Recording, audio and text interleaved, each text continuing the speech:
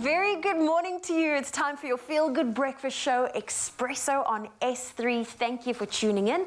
I hope you have your cup of coffee. And if you started school yesterday for the new academic year, I hope it was a fantastic one. Well, you're in for a treat because today it is Tech Talk Thursday on your feel-good breakfast show. And we're all about showcasing tech innovations that require minimal electricity. We also will be meeting up with electrical engineer master's student Goodall, who created the pedal and spin washing machine. And guess what? We will certainly be putting that to the test for ourselves here on your Feel Good Breakfast Show. That and a whole lot more is on its way. I hope you have your coffee cups ready, and let's say good morning to Mr. Raul de Mornay.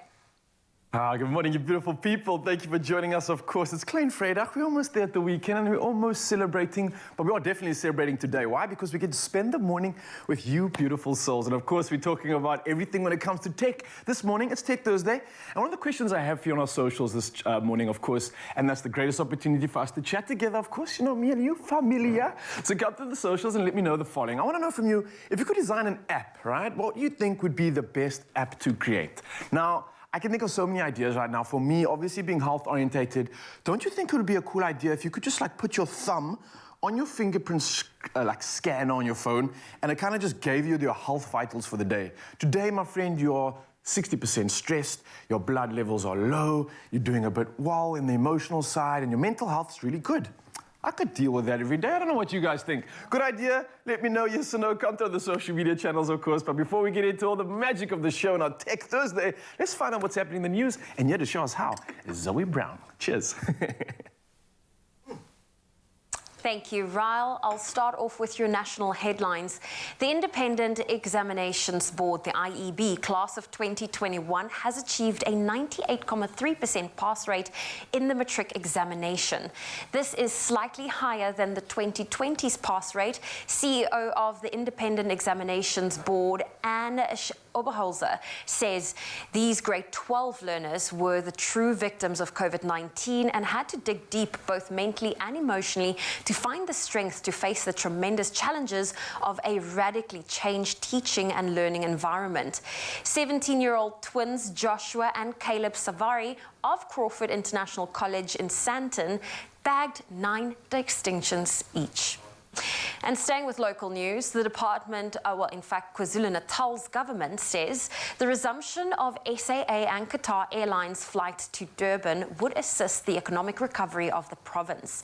This follows SAA's announcement that the first scheduled flight will take off from OR Tambo International to King Shaka International on March the 4th, and the first time in almost 2 years since the airline exited the route.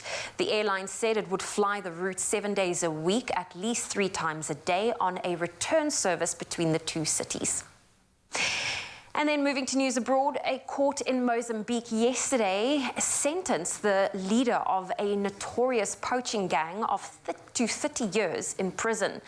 Admiro Shauke was found guilty of illegal possession of weapons and numerous poaching offences in southern Mozambique, as well as in the Kruger National Park. He was arrested as attempting to poach rhinos in May last year. In the recent years, the judiciary in Mozambique has imposed heavy penalties on poachers and people transporting protected animals. And staying with news abroad, luxury fashion brand Gucci has come under fire for using real tigers in an advertising campaign. The campaign was launched earlier to celebrate the 2022 Year of the Tiger, according to the Chinese Zodiac. World Animal Protection US said the campaign exploited captive tigers to sell fashion and was misguided. China's Biodiversity Conservation and Green Development Foundation also protested against the filming of tigers and said that their commercial use violated business ethics, encouraged illegal hunting and trading of endangered animals. And next, we have an amazing event that played out during Christmas. This is it's actually a Christmas story, but and even though it's already 25 days or so behind us, it is still worth taking note of. So please listen up and watch. It's about the renowned Indian sand artist Sudarshan Patnaik, who during the Christmas period last year created a 50 feet long, 28 feet wide sand sculpture with some 5,400 red roses and other flowers of Santa Claus on Puri Beach in India. Patnaik took 8 hours for carving and 2 days for the preparations with the help of the Sudarshan Sand Art Institute. Patnaik said he created this sculpture where Santa was spreading a message to adhere to COVID-19 guidelines. For the last 16 years, he's been creating sand art during the Christmas period. Many of his sand sculptures have carved a place in the book, in fact, in the Limca Book of Limca Book of World Records. Patnaik is also a Padma Bhushan award-winning sand artist and has participated in more than 60 international sand art championships. And this is also festivals around the world. He has won many awards for India. Congratulations to him. Well, that's where I leave your morning headlines for now. Let's take a look at your sport. Here's Ryle.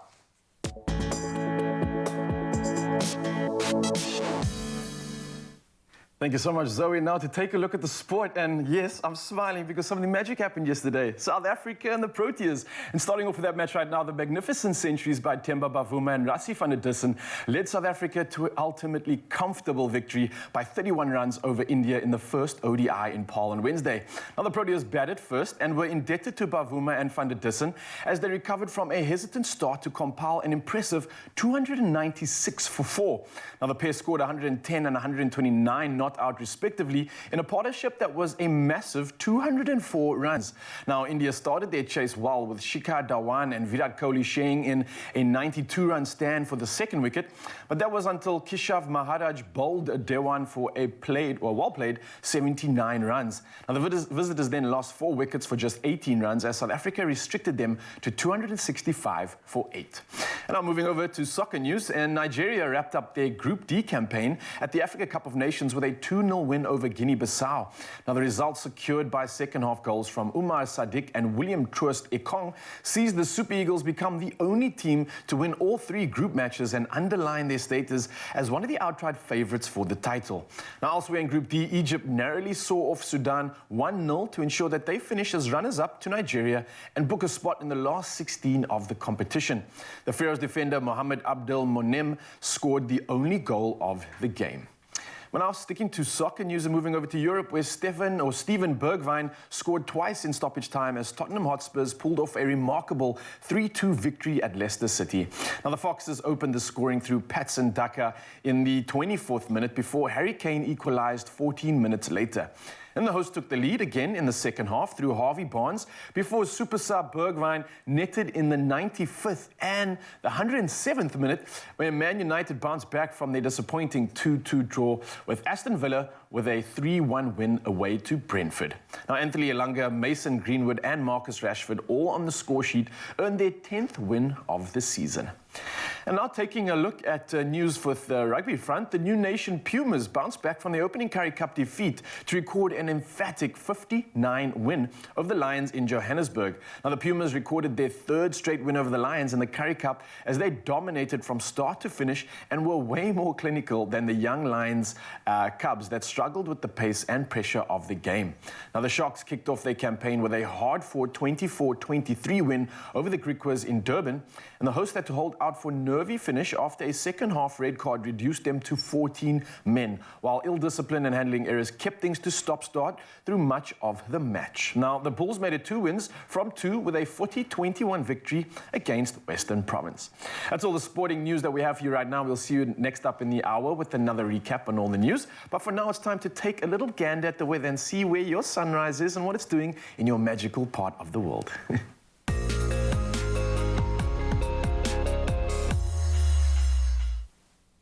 Thank you, Ryle. And let's look at your weather. The Department of Water and Sanitation has warned that more communities living close to riverbanks should brace themselves for further flooding, especially in areas along the Vaal and Orange rivers.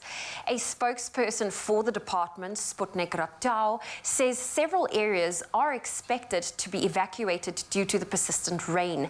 Ratau said heavy rain and thunderstorms are still forecast for the mid-Vaal, lower Vaal and lower Orange catchments. The inflow will further affect dams, water levels.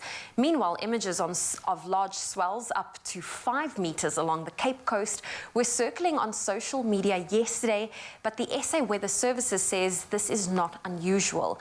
It said the swell could die down somewhat by the end of today, but there should be 4-meter swells again tomorrow morning.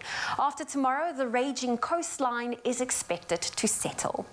And then from our weather news to your sunrise views, we love starting the day off by taking a look at your part of the country. One of our regulars, Fatah Khan, shared this familiar view of the day beginning in Richards Bay, overlooking the yachts in the harbour, showing off soft rays from the sun coast across the sky. And then Lamise Levy Mulaji shared this beautiful shot showing the sky transitioning from burnt hues of orange and yellows to a pastel tones of blues and pink. Absolutely beautiful. Well, let's look at your temperatures. If you're in Polokwane, a low of 14, a high of 26. Mbombela, partly cloudy with some rain, a low of 18, a high of 26. Pretoria, 17, 28. Johannesburg, 15, reaching a high of 26. Thunder showers can be expected in Mahikeng. 16 is your low, 27 your high. Cloudsthorpe, 15, reaching a high of 28. Kimberley, 19, 33. Bloemfontein, 16, reaching a high of 29. Heading over to KwaZulu-Natal, a low of 19, a high of 29 in Richards Bay. Partly cloudy conditions in Pietermaritzburg, 17, reaching a high of 30. Durban, 20, reaching a high of 29. Mthatha, 17, with a high of 33. Sunny conditions in East London, 21's your low, 30 your high. Cradock, 17, reaching a high of 37. Gqeberha, 19, reaching a high of 29. In the Western Cape, George, your low is 15, your high 27. A sunny day in Cape Town, 16, 25. Worcester, 15, 37. Sutherland, 13, reaching a high of 32. And Uppington, a low of 23. And a high of 36 degrees Celsius. Well, that's where I leave your weather for now. If you have a beautiful sunrise photo that you'd love to share with us, please do so on the Expresso Facebook page.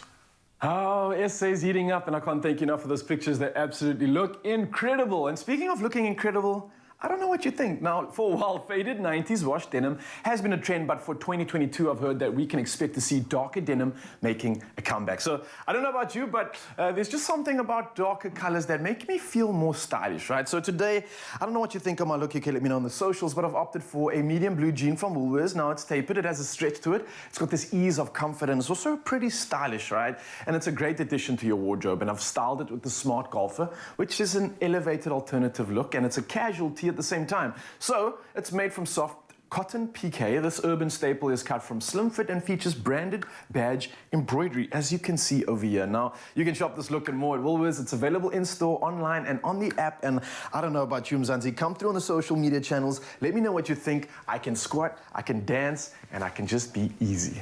Let me know what you think of my look. Stand a chance to win 10,000 Rand towards your child's school fees. Spend 500 Rand on schoolwear from Woolworths and swipe your My School card to enter. Entries close on the 23rd of January 2022. Shop in-store, online or on the app.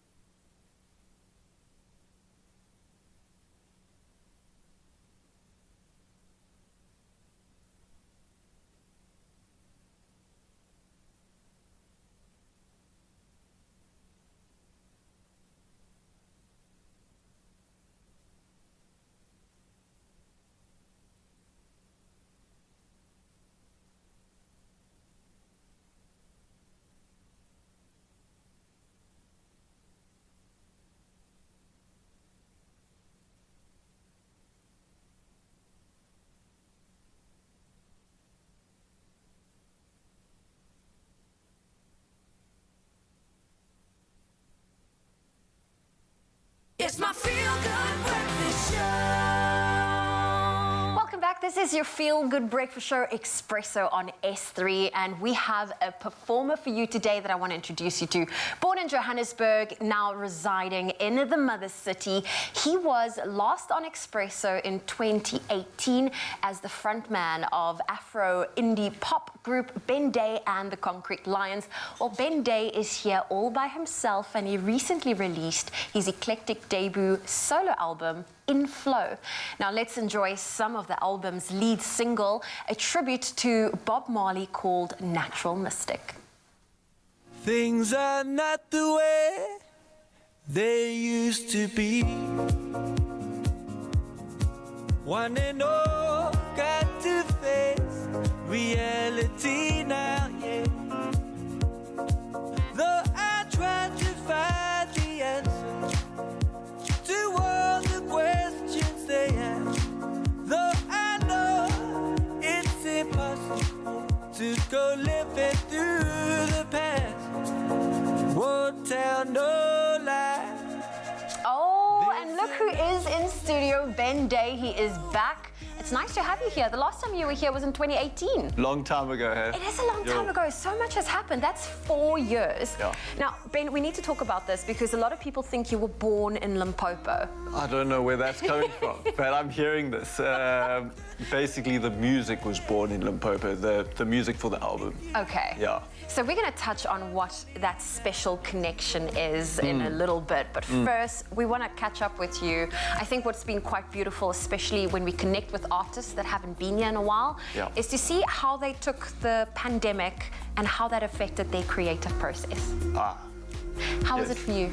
The pandemic was pretty much a pandemic, but yeah, I just kind of got into my own rhythm of doing some things, and one of the things was the album, and because we couldn't perform live, just had to focus on like the music production and the creative side. So yeah, it was actually quite nice. So when did you head on over to Limpopo? Because this is, you said the music was born in Limpopo. Yeah. So I went to visit a friend of mine, Innocent Mabushe. He stays outside Palabora. Yeah, basically pretty rural out there, like villages and beautiful scenery, beautiful part of the country.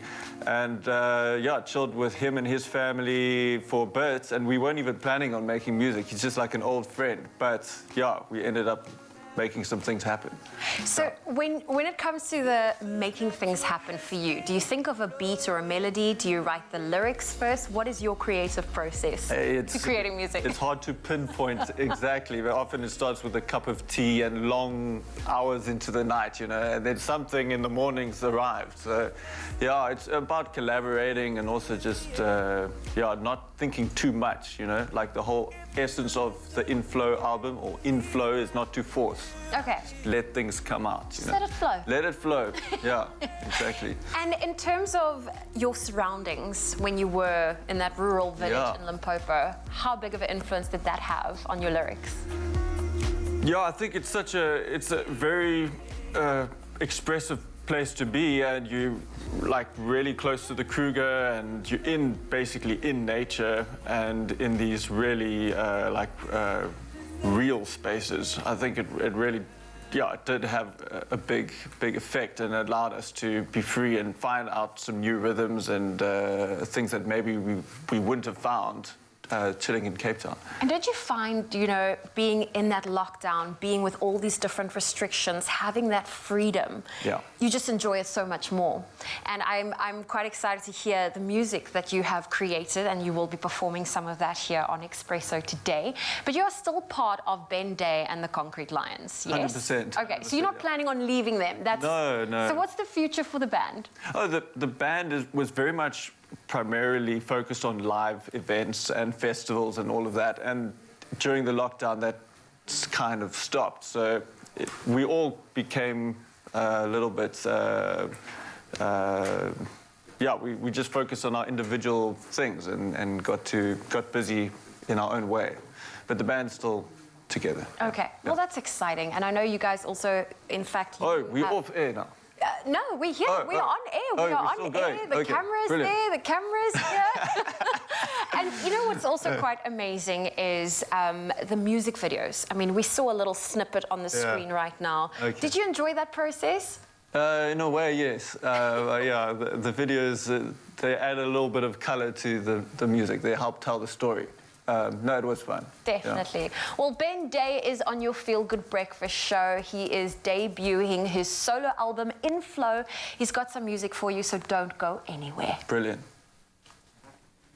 Oh, so much looking forward to seeing that man perform a little bit later and delivering all of the scintillating magic that he so promises. But now we're heading to breakfast, of course. It's that time of the day and it's the most important meal of the day, but not everyone has time to make it. Now, here's a quick and easy recipe for you, though.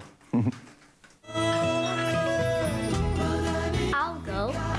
But one of you said, oh, he's back.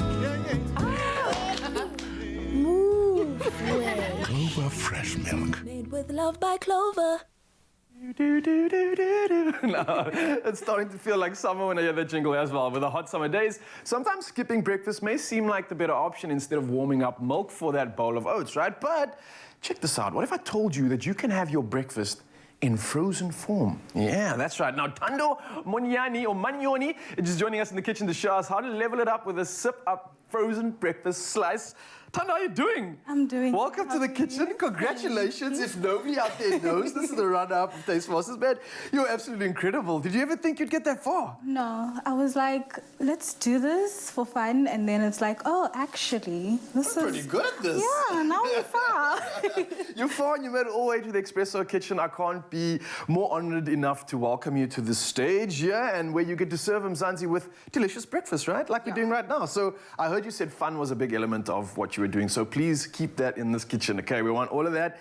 And I'm hungry, so let's get cooking. What are we doing this morning? So today we're going to do a frozen yogurt bar. Yum. So you're going to get started on the frozen berry Just put me mixture. straight to work, okay? Yeah, listen, it will come to play. And then Right. while you do that, I'm going to pour in the sip up and mix it in with some granola, and then you're going to mix that with some water and honey, and basically it's going to be like a 2-layered bar. Ooh. So it's not like your basic breakfast. Is mine on the top? Yes. Oh, yum. All right, you I'll can get going. model it. You can get going on your side. So we've got some frozen berries here. I see gooseberries, raspberries, and blueberries, right? Nice stuff coming with a lot of antioxidants, a lot of nutrients, and some good minerals there too. So this is some like hearty breakfast, if I do say so myself. Right, should I chuck all the berries in? How do you feel? Oh, the more the merrier. What are you up to on your side over there? Okay, so I've poured all my sip up, and then I'm adding all the granola. Right. And just are gonna we fold going all with that a through. flavour on the sip up this morning? Or are we keeping it a natural? So we're using black currant, so all the berries that we can find is okay. going into this recipe. I see you. A nice combination there. Let's get a sip of that honey. I think I got honey all over my face now, apologies. But as we are continuing, I'm gonna pop some water in here, right? Yes. I Not all don't of actually know what I'm doing here, so you better just keep your eye on me, right? You're the Okay, chef yeah, here that's out of the enough, two of that's- us. Okay. Got you, chef. Now, best part of the morning. This is what we always do on the show, if you didn't know already. As this machine goes on, we have to tell all our deepest, darkest secrets. What? And make sure that Mzansi hears it as well. So for me, I'm gonna start.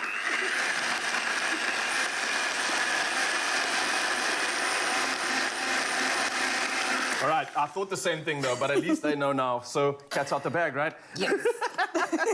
What do you think of the consistency of this? A little bit more water. More water, all right. We're gonna get a little bit smoother than that. Smoother, yeah. It's kind of got like a smoothie bowl texture. A little bit more. A little bit more water, says the chef. I will not be arguing. Yeah, at that's all. enough. There we go. Because clearly, if you make it all the way to the finale, Taste Master, then you know what you're doing. Oh. Clearly. Boom. Yeah, How's that, Doc? that's perfect. All right. So you're gonna freeze this. Okay. I recommend you freeze this for 20 minutes, and then just so it can get a hard layer, then you can pour this on top. Oh, so that's going to stop it from obviously mixing before it Mixing. freezes, so But you it- keep those two layers. Yeah. Smart. But it's also okay to create like a marble effect. So you can spoon some of this and then create like a marble effect on it. Look at Tana being all fancy out here. I like that, like a young food stylist. Very nice, very fancy. I love that. Now, obviously, I want to chat to you, Mzansi, because we're using some incredible ingredients here. And if you're looking for a nutritious drink to keep you going throughout the day, then simply grab any flavor of your favorite sip-up, like the one we're using now, which is the blackcurrant. And for this particular recipe, you can use any flavor to make your breakfast slices and your favorite cereals to create these slices too. So go on and, well, simple, level up, I guess. Just like we've done here. And you've done this beautiful marble effect, which I see now, and then that gets put into the freezer. In the freezer, We freeze that, and then we put the final layer on top of that again. Yeah. And then fast forward into the future, voila, you got that beautiful dish over there. It looks crazy. I wouldn't complain if someone told me that if I want a slice of this for breakfast, I'd be like, I want a whole loaf. On a summer's day? On a summer's day. I mean, come on. It looks absolutely incredible. And well done. Your first time in the kitchen, absolutely slayed it. I must say. I can't wait to see some more of you again. And you, Mzansi, can get this recipe at expressoshow.com, and that's a sip up to level up. So get the recipe, obviously, at expressoshow.com. And if you missed any of the steps, don't worry, Mzansi. Myself and Tanda got you covered, because here's a quick recap.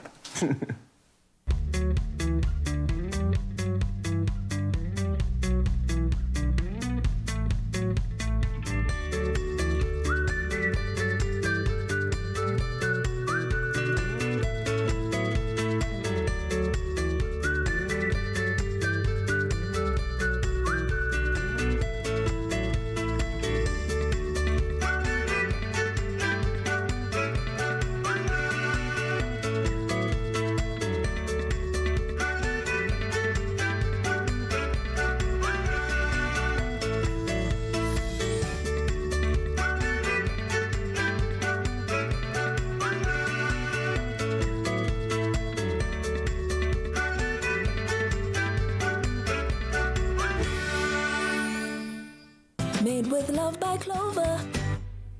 Only you can make my day.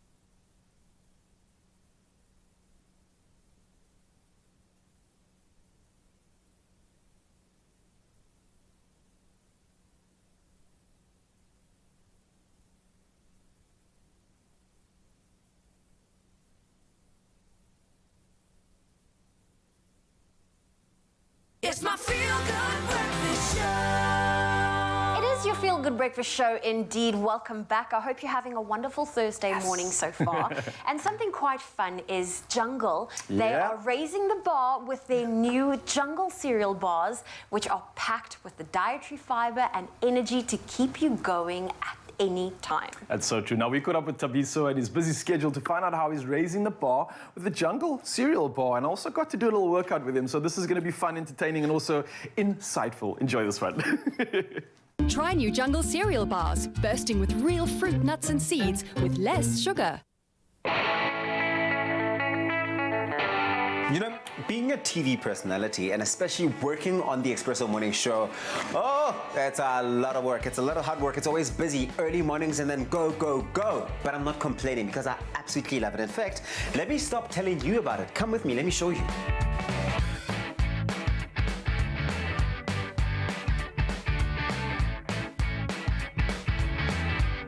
You know what? It's almost go time, and it's always around this time of the morning where the energy starts buzzing. We're about to go live in about 3 minutes, so just final preps. I'll catch you later.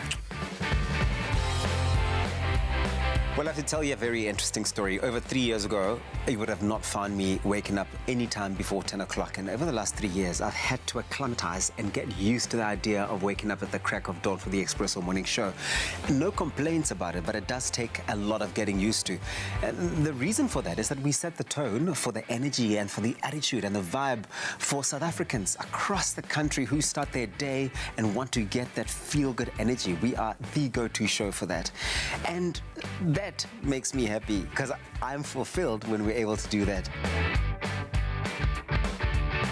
It's no secret that my days are jam-packed. I mean, I'm constantly moving around. I'm a man on the move. It's showbiz, baby, and sometimes you don't even get a chance to eat something. But the way to manage it is by getting the right nutrition as you move along the day. For me, my jungle cereal bars have been the thing that keeps me going. I don't have to stress about preparing food because they are quick, easy, and convenient. It's a tie. Boy and girl, cut the cake. Yes! Cut the cake. Honestly. You really actually don't want me to do that. Okay. No, I want you to do it. Another thing that I really do like about the Jungle cereal bars is that they come in a variety and an assortment of flavors. So I can switch things up every day. You know, for example, today is Cocoa Pine Day. But maybe I'll change my mind. Maybe I'll make it Almond Berry Day. Oh, wait. Actually, maybe I'll just open this one now. The Beet Berry Blast. Yeah, that's for now. Being constantly on the go can be so time-consuming, and the last thing you want to be worrying about is preparing food. What I really do enjoy about the Jungle cereal bars is that they are made for people who just want to get all the good nutrition, but still be on the go and clap things. Well, as they say, that's a wrap. We've just finished our live show. It's just gone after 9 o'clock. Time for me to head on to my next stop and see what the day has in store for us. Come.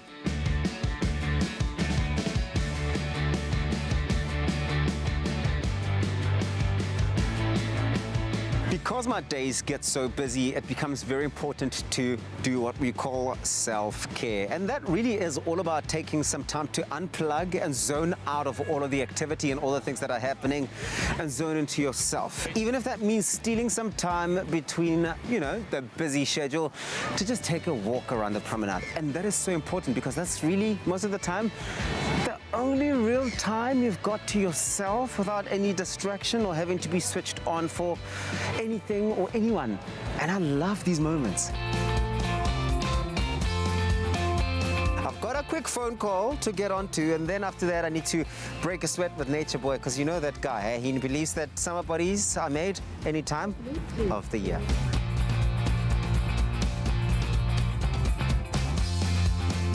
Hey, I can top that. You probably just did that as I walked on, right? I tried to impress them. I'm joking, man. How was your walk, by the way? So good. I feel so alive. I mean, the weather, it literally is asking for it. And I see we're going to be doing a workout today. What are we doing? Are you excited? Are you keen? Come on, you can see I'm dressed. I see you dressed apart. Obviously, it's beautiful weather, like you mentioned, so I thought we'd capitalize on that and do a full body workout. We've got some awesome equipment over here that can get us into the burn, and I know you're ready for it. You keen? Well, I mean, look, I'm dressed for it, and the only thing I've got left is let's get down to business. Let's go. All right. So, Uncle Tubbs, what's on the menu? Simple. The menu is simple. Yeah. 3 exercises: push, pull, and squat. We're going to do it 3 rounds, foot time, as quick as we can, and enjoy every single minute of the fat that we burn off our bodies. My kind of game. Bring it on. Let's go. Keep your glutes engaged, keep your body nice and neutral. Let's get this down a little bit there. There we go. All right. Now we're going down. Bring your chest to the bar. Nice and slow. Chest to the bar. And push up. Explode. Yes, one more. Chest to the bar. Explode. Sound effects are optional. You go on that side and match me. Yeah. Feet basically and chest are going to be underneath the bar like this. Yeah. And you want to see how close you can bring your chest towards this bar. Keep a bit of a bend in if you need to. Yeah, now bring your chest to the bar. There we go. Nice. Get those elbows out and wide. Yes. Are we pushing for the cover this year? Listen, I'm coming, Men's Health. So you see, this is our gauge to see how low we go. Yeah. Keep our legs in front, and you want to squat down, sitting down on it, and then stand back up. Do I need to stand up? You do. The Okay, day let's has go. only just begun, man. Let's okay. go. Sitting down and explode. Thrust those hips forward. Boom. Nice. Boom. Baby. Simple as that, man. 3 Nice. rounds in the bag. I love How it. you feeling? Good, good. I got something for you. Hang on 1 second.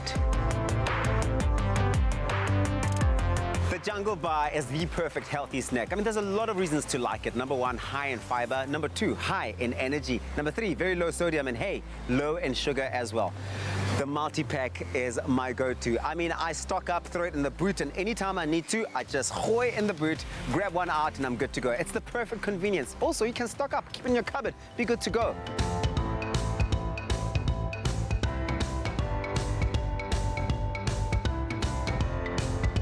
Such a smooth day so far, and I'm feeling a little creative, so I'm heading to the Clay Cafe out in town for a bit of creative expression using ceramic and paint. Oh, you want to see this? Come. What I really do enjoy the most about being a presenter on the Expresso Morning Show is that we get to set the tone for South Africans. We bring feel good to so many homes. The one thing that really is exciting is the fact that all the days are different on the show. No one day is the same as yesterday or the day coming up. We get to connect with South African stories in the most authentic way, and we're able to deliver feel-good content and inspiration, and that gives us the energy. We feed off of that, and I love it.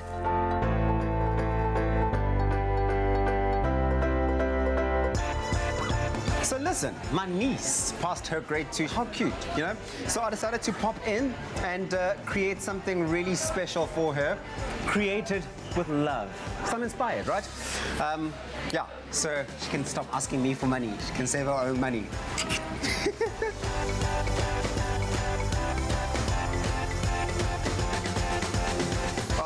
What a fun morning it's been, guys. I mean, look at this. I've gotten my hands dirty. I've come out with some incredible masterpieces, if I have to say so myself. I can't wait to give these to my niece.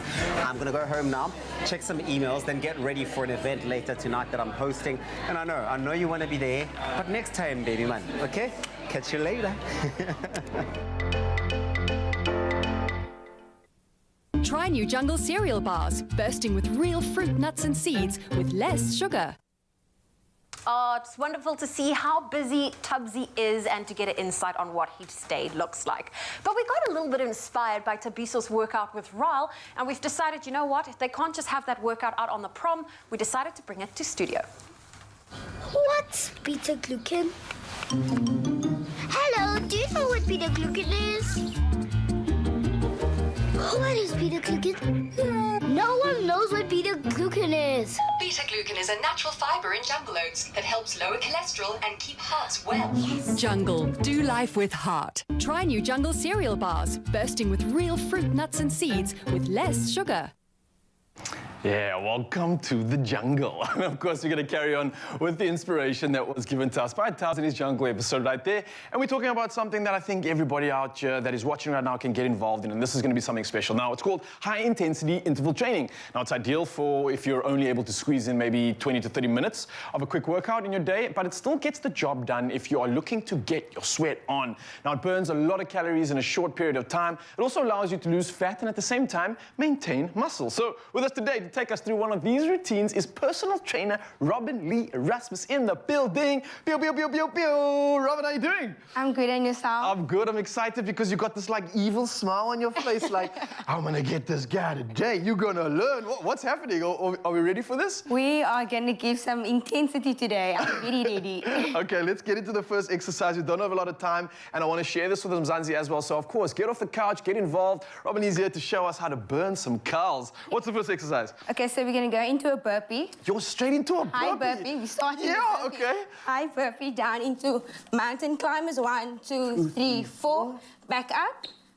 Burpee. Oh. 1, 2, 3, 4. There we go. Yeah, okay. 1, 2. Is this the demo or are we actually working out? This is the demo. Okay, we're straight into the Mzansi. We're not wasting Just time. warming up here. Woo. Robin Lee is delivering a proper burner already. If you thought this was the warm-up, you've been fooled. We're already burning the cows right now. I can feel Yeah. myself getting shredded. Woo. quick question. How many of these will we do? How many reps or how long? So a HIIT workout is usually 20 seconds on, working, and 10 seconds rest. So in those 20 seconds, you do as much as you can, high intensity. So 100% in 20 seconds. All right, and well done for being able to talk after that because I'm still getting my breath and we didn't even do the full 20. All right, so after that 20 seconds, what's the next movement? The next one, we have lunges. So you're gonna give a lunge squat, Ooh, lunge, nice. wide squat, and narrow squat. All right, I like how you're squatting. You look like you have a nice neutral spine. Yeah. Knees aren't going too far over the toes as well. No, just What part of the muscle group or what part of the body is this going to essentially target? lower body. So big muscles, you have your quads, hamstrings, and your Them glutes. Glutes. You know, everybody at home loves them glutes. Okay, we're working them glutes, we're working the lower legs. Okay, so we're going Burning, lunge, lunge, wide squat, squat, narrow. narrow. Oh, okay, There you go. So we're lunge, just moving. lunge, wide, narrow. Woo! Lunge, lunge, wide. Woo! Mzansi, if you are doing this right now and you're feeling a burn in your legs, that is apparently normal. You are doing it correctly. I can't even concentrate trying to figure out this, but the burn is real, Robin. Yeah. I gotta say, I'm absolutely loving this. I think Mzansi at home would also love this too. Throwing you and putting you on the spot here, if you don't have the physical intensity to do these movements, are there step-down versions maybe? If I can't do a jump squat as an example, if I can't do a jump lunge, Yes. can I do a normal lunge? Yes, you can. You do normal lunge, Oh, perfect, Normal brilliant. lunge. Okay, out, and out. all right, let's try that again. So let's go for a normal one. So step-down version, lunge, Forward. another lunge, wide squat, narrow squat. There. No. I That's see. actually right. Okay, Got me okay. there. I That's love right. that. So it doesn't matter where your fitness level is, you can still get your intensity Yeah, up to 100%, even if you can't do those ultimate movements like you did. I'm feeling like I have an idea of what's going on here. I'm feeling like I know how the muscles burn and how we burn calories. I'm feeling like I can do a round 2 of this workout. So what do you say? Awesome. Let's go through it from Let's the go. top. Mzansi, you want to join us as well? One more time. We're starting with that first exercise, the burpee mountain climber. Yeah. An absolute burner. All right, let's go. Mzansi, you ready? 3, 2, 1, let's go. Oh, jump first. 3, 4. Woo. All right. Oh, we're going to go for 20 seconds, right? Yep.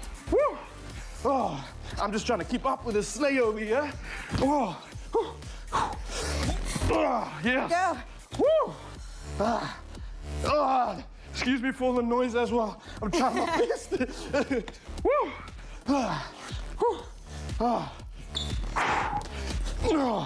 All right, what's the next one? We got the lunge now. Mzansi, last one. Come on, we got this. Join in with us now. We're going for a jump lunge and then a squat, wide squat, narrow Yes. squat. All right, 3, 2, 1, let's go. Lunge, lunge, squat, squat. Woo. Lunge, lunge, squat, squat. Woo. Okay, Robin, you're gonna have to take over because I can't talk anymore. Just keep going. Oh man, the burn. It's absolutely real, but absolutely loving it at the same time. That is how you burn calories. Give me a 5. Absolutely brilliant stuff. I'm starting to be out of breath, but this is how we do it. This is how you burn those calories. Where can people find you if they want to do a little workout with you, a little session online?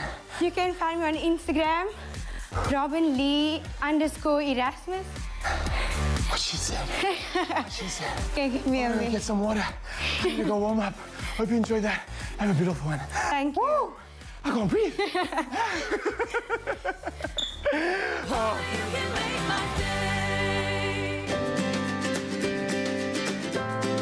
Simple as CBD should be.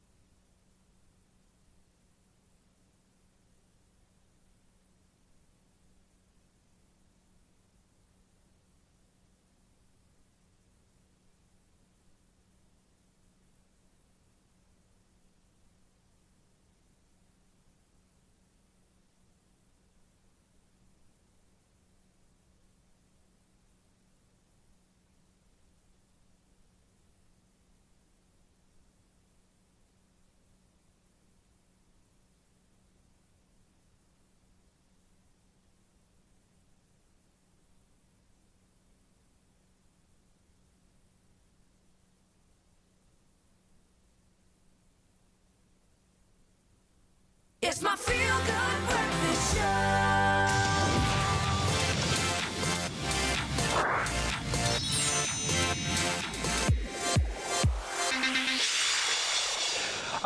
Welcome back and a very warm welcome into the world.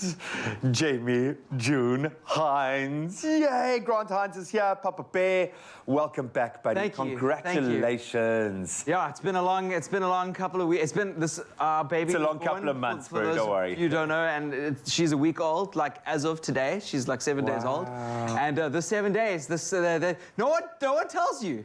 I think I did warn you, but I also did tell you that nothing before is going to matter after. This couch is so comfortable. You can do it. You can I nap just sleep in on TV between now? your answers. You can nap, and I'll try and make them really long. 3 hours questions. night, sleep at night is just torture. Buddy, we're going to talk a lot about it in the future, but I will say this, both of you are going to be amazing parents. You're an amazing little partnership, and I know you're going to be amazing parents. So, dude, welcome back. Probably too early for you to be here, but we love it. We'll take a tired new Papa Bear Grant Hines any day because we're here to talk about other new arrivals in the world, things that we should be getting excited about. We got a PS, okay, a PS4, okay, but it's still a PS in my household. Hey, Dude. PlayStation 4 is a great console. You know what I'm saying, bro? Very good console. So we're there. But now let's talk about people who are craving a new year, new games, dude. Yes. Give it to them. So this year is going to be a huge year for games, and I've been keeping tabs on what's been happening last year. There's a lot of announcements. A lot of the big games that were being made, like in 2019 and 2020, were delayed, and they needed some time to bake in the oven. And we've seen some really cool stuff happen where studios have been bought. Microsoft have just bought Activision Blizzard, which I know this sounds super nerdy, but if you're in the industry, it is a big thing. Yeah, massive. It makes them the third biggest gaming company in the world, which is huge. But the games that I'm looking forward to, number one is Gotham Knights. I love. Whoa, there's somebody. Yeah, man. I love the back. I love that, man. I love the Batman games. They are amazing. Rocksteady was the studio that kind of reinvented Batman with Batman Arkham. And if you've ever played a Batman Arkham game, you haven't. You have to play one. They are mind blowing. They're so surprising. Brilliant. People in the studio going crazy. And Gotham Knights is developed by with the same engine by another team at Warner Brothers. And it's not Batman anymore, but it's like the peripheral. All his young protégés, if you will. Yeah, the protégés. Mentor, man. Yeah, so Batman's officially dead in this story, and then you use this as a team and you fight Gotham's enemies with Gotham Knights. And I'm really excited because those games are always really, really good. So yeah. Nice and gritty, and the fighting is gritty. I say this because I've got one of the Batman games and it's got a very high age restriction, so I'm guessing this is for the grown-ups.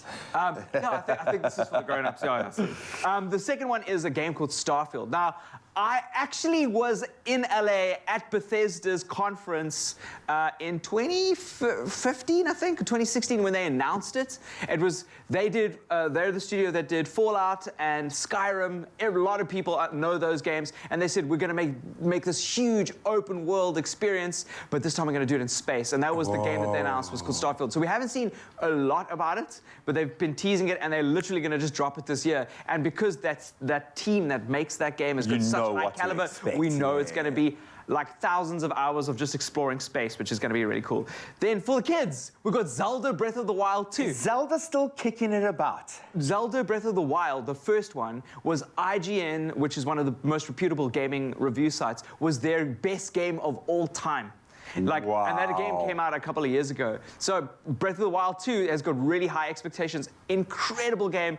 Anybody would be interested. Of course, the kids can play it because it's family friendly, but it's hardcore gamers love it. Kids love it. It's really. Because there's great story, there's great gameplay, there's nostalgia. It's a little bit of everything. We love that. Elden Ring. Okay, Elden Ring's not for me. So it is somebody else's most anticipated game, but the people that did Bloodborne and the Souls games, which are very hardcore, intense, I'm going to play this game on the most difficult setting, and I'm going to die a million times, and just before I get this right. In the dark on my own. Yes. Cool. Elden Ring is that game for people. So that difficulty curve is for some people. I'm not that person, but when they announced this game, people were cheering, and it launches in 2022. So one of the other games coming out is God of War Ragnarok. So we're going to be talking about God of War a little bit later in the show because it's been they've remade it for PC, which is really exciting. So people who don't have, you got a PS4, so you can play it. But if you don't have a PlayStation, it's been hard to get hold of God of War. And God of War, I know because people stop me in the street who watch this show. They come up to me and they go like, "Yo, my favorite game of all time, God of War 2, God of War 2 on PlayStation 2." It was one of the first PlayStation 3. Yeah, it was honestly one of the first that I played, and it's a very satisfying game to play. It's like you get what you want out of a game like that. Big action, big moves, big bosses. And when they remade God of War with this one that we're going to talk about later, you'll see it's a little bit father-son conversation. Yeah. It's really cool. Then Gran Turismo 7 is coming, which you're really excited about. If you're car head, of course, Gran Turismo, everybody in South Africa racer out there, big for racer. sure. And then Horizon Forbidden West, which I think is going to be really, really cool. We're going to see Eivor, the main character, in this more tropical-esque environment, actually set in the future, but it looks like it's the past. And if you've played the first Horizon Zero Dawn, you'll understand why that is a huge open-world game that you're going to be really excited to play. I feel like there's a lot to get excited about, in particular those that are really keen on the gaming fold. We're not going to be welcoming new people into the gaming world with these. I'm speaking to the super fans out there. You're going to get what you need this year. All of the anticipation, the build-up, some of the best game titles, all of these new games are featuring this year. It's going to be exciting. And we're going to delve, as Grant said, a little deeper into a couple of them, so stick around, God of War fans especially. Congratulations again, my friend. Oh, it's nice to have the new daddy in studio. And of course, we love connecting with you on social media. And speaking of tech talk, it's now time to look at which apps you hope would, if you could create an app, what would it do? So let's take a look at what you had to say on social media. Shanice Nataya Cox says it would be called DFBD, Data for Better Days. How it will work is every time you load data to your phone, it would take about 3% of that data and save it. The day when you're in need, you can go to the app and check your save balance, then select the amount of data you want to use. That's quite cute. It's like a little savings account for your data plan. That is amazing, and it looks like you put a lot of thought into that. And then taking a look at Verna, she says, "We'll make my food and do the washing." That's quite a smart app. Let's see if there are any other comments. Nick Lombard says, "I want to create an app then allowed people to push temporary jobs or any small job like gardening, domestic work, or painting a room so the unemployed can see opportunities for daily work in their area each day." That sounds incredible, Nick Lombard. Thank you for that. And then looking at one that Yvonne says, she just said, "Good morning, reminder app." Oh, that's quite good, a reminder app. And then she says it will record the things you must do, when that time comes, it will alert you that it is time to bath. Even doing groceries, you just put your headset on and it tells you the list you made. The way I am so forgetful, I really need this. That is so, so sweet. Thank you for sharing that, Yvonne. There we go. So if you would love to let us know what your favorite app is or an app you would love to create or design, head on over to our Expresso social pages and enjoy a little bit of brekkie with me and Authenticos. Oops.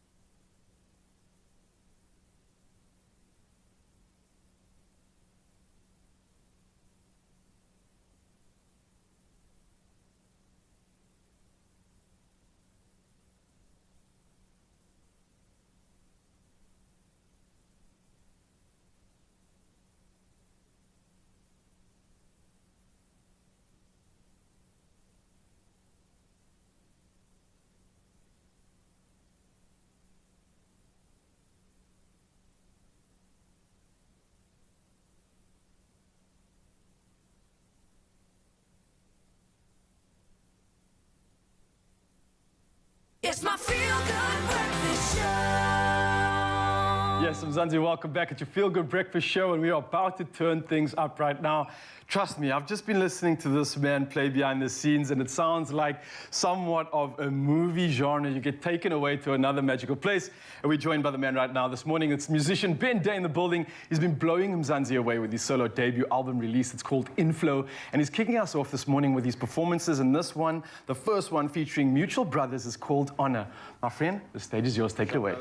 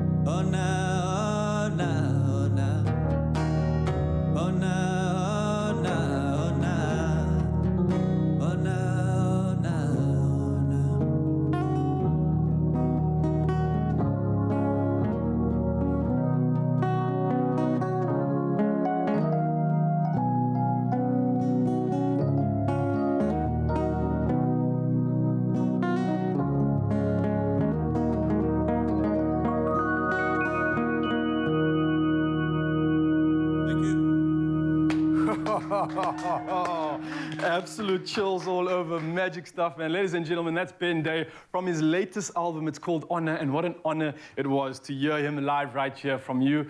Mzansi, of course, he's not going to go anywhere. We've got 2 more performances coming up. Before we get into that, of course, it's just gone past the hour, so let's check out what's happening in the news, and here's Zoe. Thank you, Raul. Starting off with national headlines. President Cyril Ramaphosa yesterday officially opened a new manufacturing plant, which will be the first in Africa to produce COVID-19 vaccines from start to finish. The Nantes SA facility is an initiative by the US-based, South African-born and educated biotech billionaire Dr. Patrick Soon-Shiong. Speaking at the launch of Nantes SA in Brackenfell, Soon-Shiong said the aim was not only to start producing the vaccine within a year and to make 1 billion doses annually by 2025, but also to produce vaccines for all major diseases affecting Africans. And the Independent Examination Board, the IEB, class of 2021 has achieved a 98.3% pass rate in the matric examination. This is slightly higher than the 2020's pass rate. CEO of the IEB, Anne Oberholzer, says these grade 12 learners were the true victims of COVID-19 and had to dig deep both mentally and emotionally to find the strength to face the tremendous challenges of a radically changed teaching and learning environment. 17-year-old twins Joshua and Caleb Savari of Crawford International College Sandton bagged 9 distinctions each. Now, moving to news abroad, the famous Van Gogh Museum in Amsterdam was yesterday turned into a nail salon with beauticians offering cherry blossoms and starry night nail art inspired by the Dutch master. The museum's director hopes this project, along with others across the Netherlands, will highlight that they believe is in consistency in government policy under Dutch rules. Museums, theatres, bars and cafes aren't allowed to open, but hairdressers, beauticians and gyms can. Some 70 members of the Dutch Museum Association offered orchestra performances and so-called museum gym classes to make their point. And a court in Mozambique yesterday sentenced the leader of a notorious poaching gang to 30 years in prison. Admiro Shauki was found guilty of illegal possessions of weapons and numerous poaching offences in southern Mozambique, as well as in the Kruger National Park. He was arrested attempting to poach rhinos in May last year. In recent years, the judiciary in Mozambique has imposed heavy penalties on poachers and people transporting protected animals. And next, some sad news from the world of entertainment.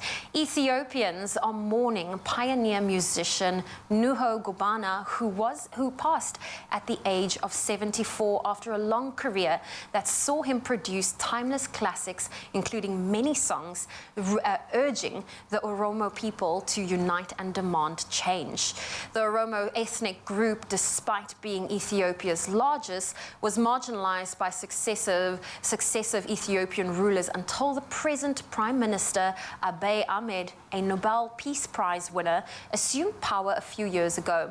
During the Marxist military dictatorship of the 1980s, he left Ethiopia, living as a refugee in a number of countries and writing songs to empower his people.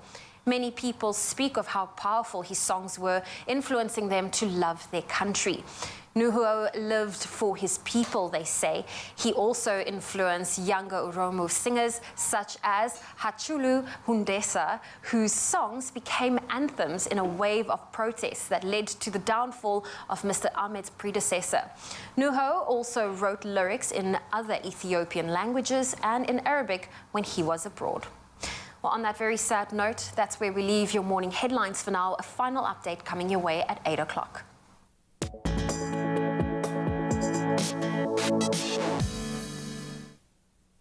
Thank you so much. Let's start with the cricket news this morning and a magnificent performance, centuries in fact, by Themba Bavuma and Rassie van der Dussen. They led South Africa to ultimately a comfortable victory, 31 runs in the end over India in the first ODI playing out in Paarl yesterday. The Proteas batted first and were indebted to Bavuma and van der Dussen as they recovered from a hesitant start, let's say, to compile an impressive 296 for 4. The Bears scoring 110 and 129 not out respectively. in a partnership that was a massive 204 runs. India started their chase well with Shikhar Dhawan and Virat Kohli sharing a 92-run stand for that second wicket. That was until Keshav Maharaj bowled Dhawan out for a well-played 79. The visitors then lost 4 quick wickets for just 18 runs as South Africa restricted them to 265 for 8. On to football. Nigeria have wrapped up their Group D campaign at the Africa Cup of Nations with a 2-0 win over Guinea-Bissau. The result secured by second-half goals from Umar Sadiq and William Troost-Ekong sees the Super Eagles become the only team to win all 3 of their group matches and underline their status as definitely one of the outright favourites for the title. Elsewhere in Group D, Egypt narrowly saw off the Sudan 1-0 to ensure that they finish as runners-up to Nigeria, and they book a spot in the last 16 of the competition as well. Pharaoh's defender Mohamed Abdel Monem scoring the only goal of the game. Then staying with football, Steven Bergwijn, he scored twice in stoppage time as Tottenham Hotspur pulled off a remarkable 3-2 victory over Leicester City. The Foxes opened the scoring through Patson Daka in the 24th minute before Harry Kane equalised 14 minutes later. The hosts took the lead again in the second half through Harvey Barnes before super sub Bergwijn netted in the 95th and again in the 97th minute. Man United, on the other hand, they bounced back from their disappointing 2-2 draw with Aston Villa with an emphatic 3-1 win away to Brentford. Anthony Elanga, Mason Greenwood and Marcus Rashford all on the score sheet there, earning their 19th win of the season. Then on to rugby. The new nation Pumas, they bounced back from their opening Currie Cup defeat to record an emphatic 59 win over the Lions in Johannesburg. The Pumas recorded their 3rd straight win over the Lions in the Currie Cup as they dominated from start to finish and were way more clinical than the young Lions Cubs, we'll call them, that struggled with the pace and I think the pressure of the game, certainly on that level. The Sharks kicked off their campaign with a hard-fought 24-23 win, the narrowest of margins over the Griquas that was down in Durban. The hosts had to hold out for a very nervy finish after a second-half red card reduced them to just 14 men, while ill discipline and handling errors kept things stop-start throughout the match. The Bulls then made a 2-from-2 with a 40-21 victory over their old foes, Western Province. Well, if you missed any of those results, we'll touch on them again in an hour or so. Right now, let's bring you up to speed with the latest on the weather front. It's been crazy weather across the globe at the moment. We can also see what's in store on the temperature front.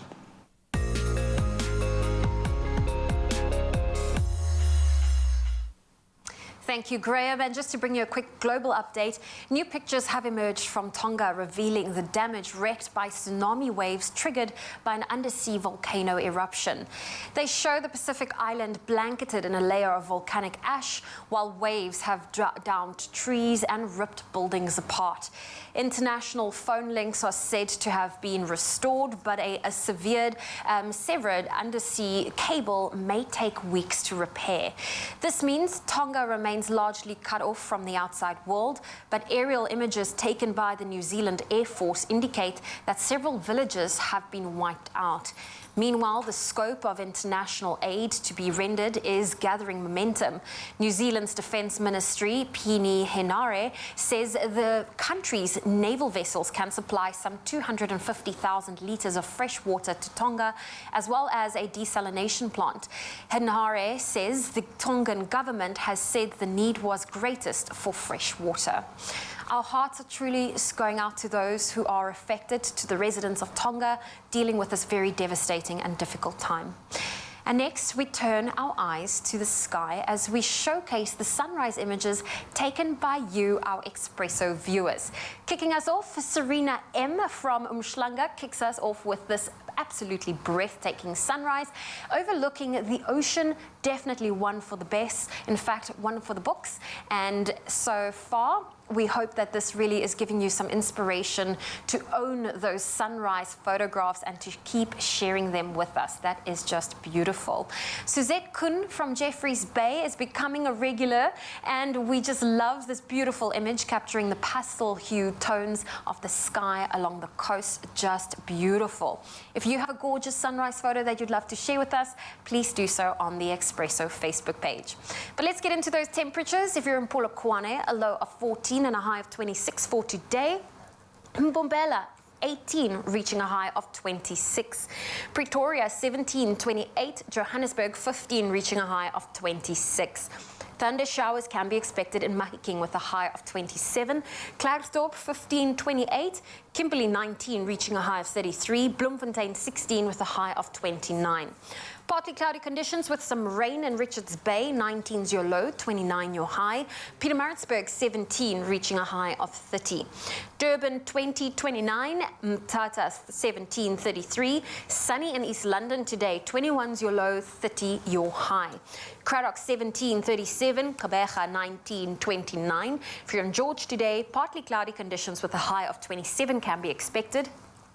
Cape Town sunny, 16 with a high of 25. Worcester 15, reaching a high of 37. Sutherland 13, 32. And Uppington a low of 23 and a high of 36 degrees Celsius. Well, that's where I leave your weather for now on your Feel Good Breakfast Show. Thank you so much, Zoe. Now, the magic will continue straight after this. Don't go anywhere. We are going to be ducking and tucking into the kitchen, of course, and also chatting to one of the winners of the new reality show called The Chair. It's definitely hot. It's something you want to take a seat for, and you want to be right back after this. We'll see you in a bit.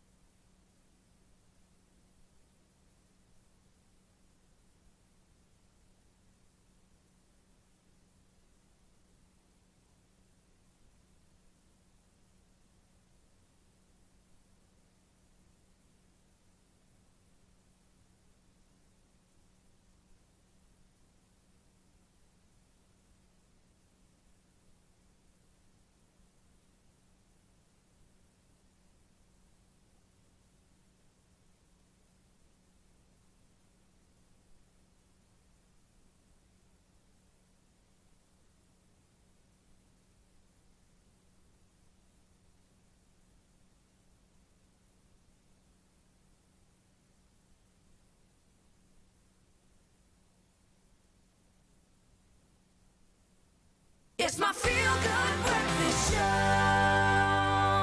Now, there is so much exciting about what we're going to talk about now. I really want you to listen. While on the search in the job market, we're well aware that you are going to be up against a lot of other very worthwhile candidates. Well, in the brand new SABC One reality show titled The Chair, the drama and the stakes are added, and they are made even higher in this process as 4 candidates compete for one amazing job opportunity. In fact, an opportunity of a lifetime. Now, yesterday, we saw contestant Dravan Sinden impress the founder and CEO of iHappify, David Jonathan Padiachi, and land himself a role in his organization. Well, they are both on video call right now to tell us a little bit more about it and what made it a match made in heaven. A very good morning to both of you. Dravan, first of all, congratulations to you, my friend. You must be beaming this morning. I am. Thank you. It's nice to meet you, man. Great to be connecting with both of you. Really cool concept. And I love the fact that we are seeing it in motion. We're actually seeing the process unfold and the first real success story emerge. But David, I'm going to start with you. Can you share a little bit more about what your organization actually does and the role that was up for grabs that these 4 contestant candidates were fighting for in yesterday's episode of The Chair? Thank you so much, Graham, and good morning to South Africa. So iHappify is a happiness-based company that works with youth in South Africa, empowering them and skilling them up to actually move into sustainable industries.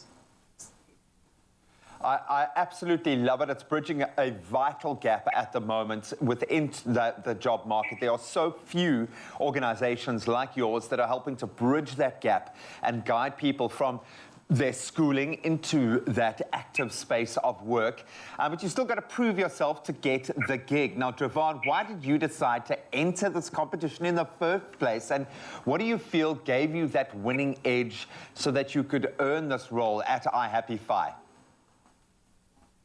Well, honestly, it was just like I struggled to get a job, you know, for like over a year, handing out CVs everywhere, and then I just thought maybe I could win one, so I entered, and I guess I was just lucky.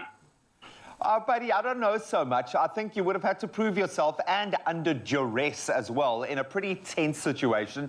So, David, why did you believe that Dravon is the most suitable candidate for the role that you've got in mind? And how do you find that he's performing at iHappyFi thus far? How do you think he's going to fit into the organization? Well, if you actually take a look at Dravon, number one, he exudes confidence, and that's what actually attracted me to him. And he's got this sense of calmness, yet he's willing to go in for the kill, and I could feel that energy from him. I absolutely love that, man. And I can also get a sense that he's got a mentor now as well, not just a great job, which is ideal for any young man making their way in the world of work. To have that mentorship is massive.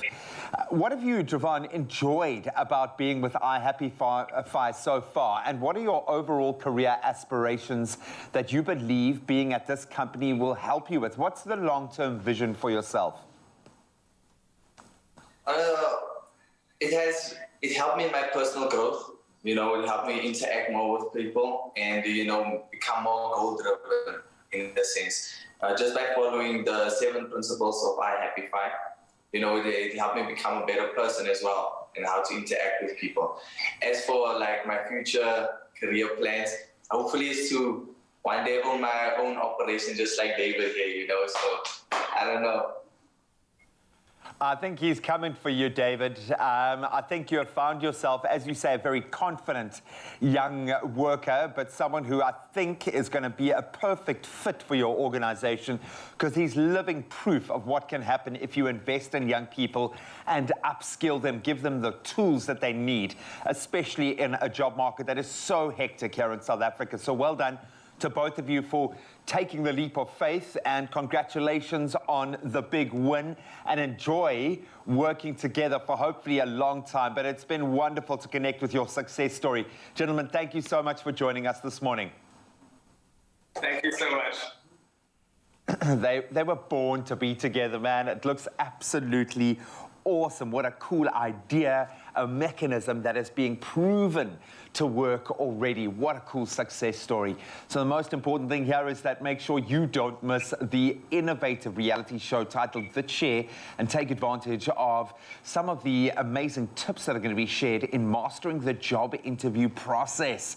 There are a few small things that you can do that will take you so far. So make sure you tune in every Wednesday, 4:30 p.m. on SABC1. Oh, thank you, G-Man. Well, we have Chef Thando in studio, and we're about to make something a little bit delicious. If you're a pasta lover, more specifically ravioli, you're going to love what we're about to do, because in Italy, it depends where they love their ravioli, and it depends where you are, will depend what the filling contains. So, you know, in Italy, ravioli is traditionally made at home, and the filling varies. So in Rome, they use ricotta cheese, some spinach and black pepper, whereas on the island of Sardinia, ravioli is filled with ricotta and grated lemon grind. Now today we are taking the deliciousness up a notch by making our own version of the Italian classic, toasted ravioli bites with marinara dipping sauce, and Chef Thando is here to take us through it.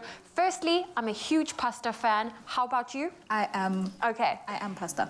You are pasta. Okay. I've never had it toasted. That's why we have the air fryer in front of us. This is going to be something new and quite delicious. And it's like a healthy version. I mean, you could deep fry the ravioli if you don't have an air fryer. So we want it to be as healthy as possible. Yeah. Okay. After eating pasta.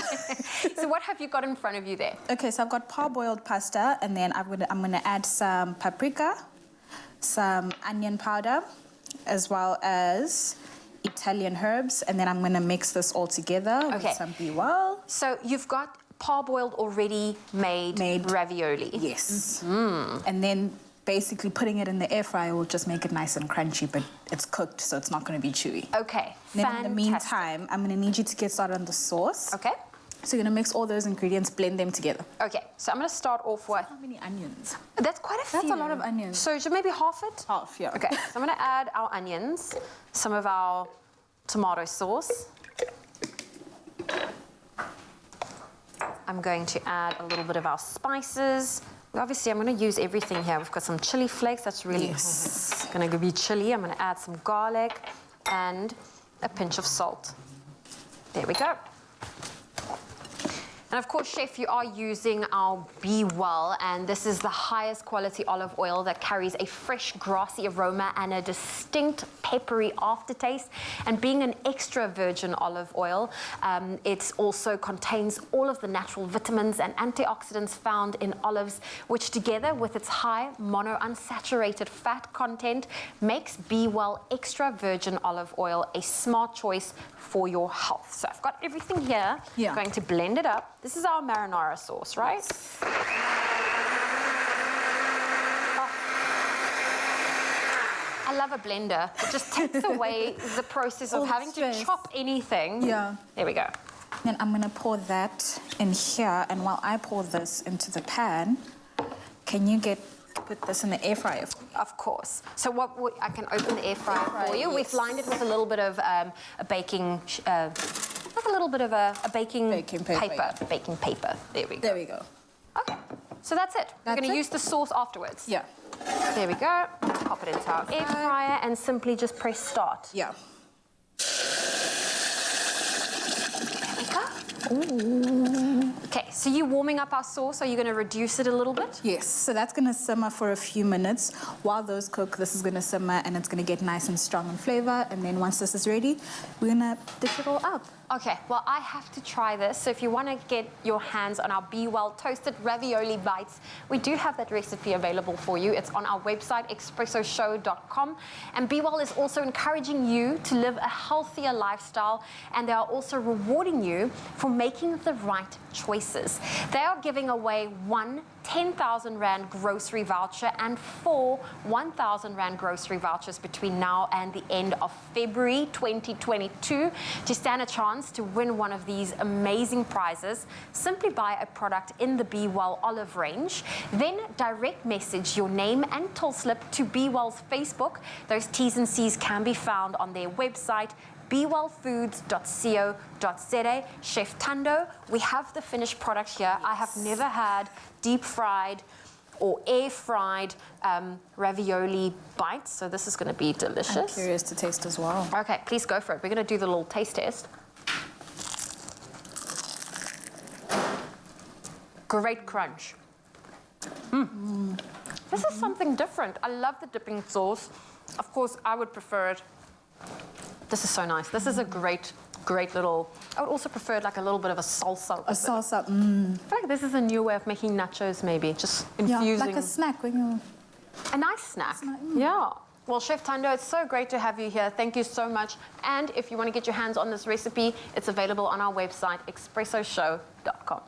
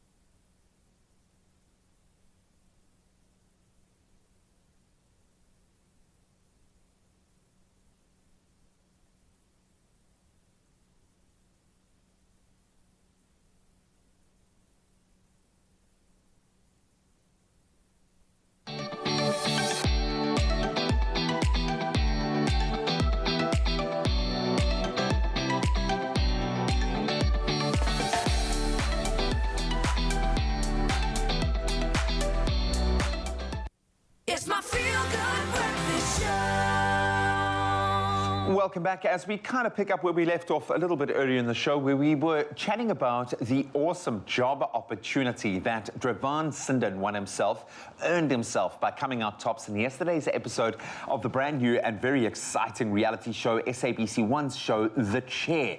Such an opportunity came about because the show has partnered with an amazing organization, the Youth Employment Service, or otherwise known as YES. That organization, they work with corporates to enable unemployed youth to get jobs. A simple equation that we haven't always gotten right in this country. So amidst the current job search climate, and of course with matriculants receiving their results yesterday, we're really certainly sending so much love and positivity. We are now joined via video call by YES's Chief Partnerships Officer, Farai Mubaiwa, to learn a little bit more about how it all came together and what they do as an organization. So thank you so much for joining us. Farai, always great to be connecting with people doing amazing things for young people in this country, because it's probably one of the most important focus areas, job creation and helping learners bridge that gap into the workforce. So I'm going to start with a tough one. What are those challenges facing school and tertiary leavers when it comes to getting out of the school phase of life and entering into the job market once they've got those qualifications? What are some of the biggest hurdles? Well, thank you so much for having us here. And I think that we can look at three main hurdles that young people face when they are trying to enter the job market after qualifications. The first is that there are information asymmetries.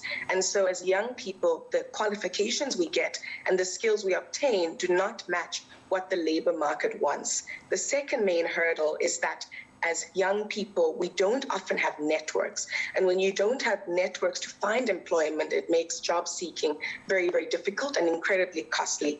And the third hurdle is that a lot of young people are stuck in what we call the experience trap. And that is when you can't get a job without work experience, and you can't get work experience without a job. And it's a cycle that just keeps repeating itself over and over. So how do you, as YES, as the organization, address these challenges? And what impact have you seen and made in people's lives so far? So YES aims to break the experience trap. We give young people a 12-month work experience opportunity so that they never have to face that experience cycle once again. And how we do this is that we partner with corporates who want to invest in creating youth jobs, to have positive social impact, and also to get the BEE level up. And we're excited that, we have reached 70,000 work experience opportunity in such a short amount of time. Aim to continue increasing this impact across the country.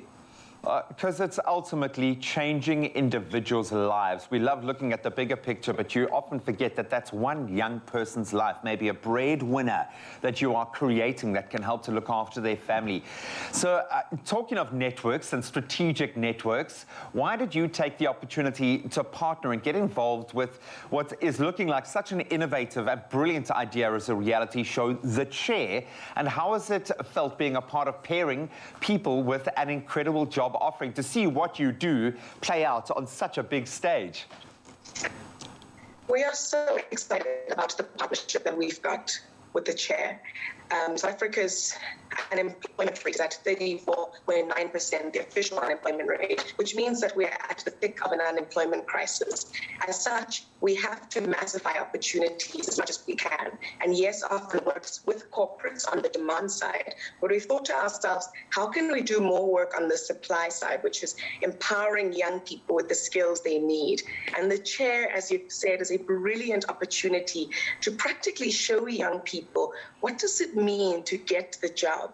And that is a process. How do I prepare for the interview?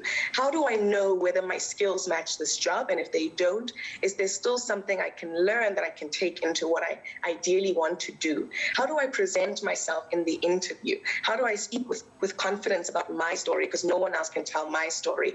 So those are all of the gems that we've seen in The Chair. And we're excited for more episodes, more collaboration, and ultimately more impact. And my hope is that many unemployed young people watch the show so that they are empowered and they know how to get that job. And it's also turned you into a TV star. You're now on TV. We love it. It's given you a platform. It's amplified what you guys do, which is the most important part. So I suppose I speak now to all of the corporates out there looking to raise their BEE scorecard rating, thinking that they don't have options out there, looking to invest in young people that are best suited for their organizations, but just don't know how. How can those viewers get in touch with you and require and get that service provided by Yes for Youth? How can we get involved? Well, you have said it. For corporates, contact us and let us massify opportunities for young people. We have to work together. It's the only way we're going to really solve this unemployment crisis we face in our country. For young people who want to get involved in Yes, check out sayouth.mobi. That is a zero-rated, centralized platform with learning and earning opportunities, including Yes opportunities. And on there, you will join millions of other job seekers who have been able to find opportunities for employment. So sayouth.mobi for young people, and for corporates, contact us and let's massify those jobs. Massify indeed. Hey, listen, I'm going to give you a shout personally to talk about how you got zero rated, because that's the way that I think every one of these platforms needs to go. You have ticked so many boxes for me this morning, Farai. I work a lot in that space, and it's not often that we get that formula right. You guys have done that, and you have amplified it. So congratulations. Keep fighting the good fight, and we look forward to seeing you on TV. And thank you so much for being a part of our little show this morning and spreading the word. We really appreciate everything that you're doing. Thank you so much for the platform, and we're really, really excited. And to all the matrics, all the best, and please take these tips from the different shows and opportunities and ensure that your career path is full. Look at that. She couldn't stop mentoring for 5 seconds, man. We love it. Thank you so much to Farai. And I want you to say yes. Experience the benefits of equipping our young people with the skills and the resources, the network that is needed to secure their economic freedom and ultimately the country's next phase of freedom. To find out more about what is offered by Youth Employment Service, or YES, you can visit yesforyouth.co.za. Corporates, get on board. Thank you so much, Gia, and such incredible info. So many good tips coming through there. And speaking of tips, here's a great tip for you right now. We're still chilling in the studio with Ben Day. And of course, we've got Mpo on the keys. He's been serving us some pure magic this morning. And we're about to do another one right now. This one is called Somewhere Way Out West. It's also from the latest album. It was released last year. Without further ado, of course, Ben Day is here for another round, number 2 of this incredible performance. Enjoy.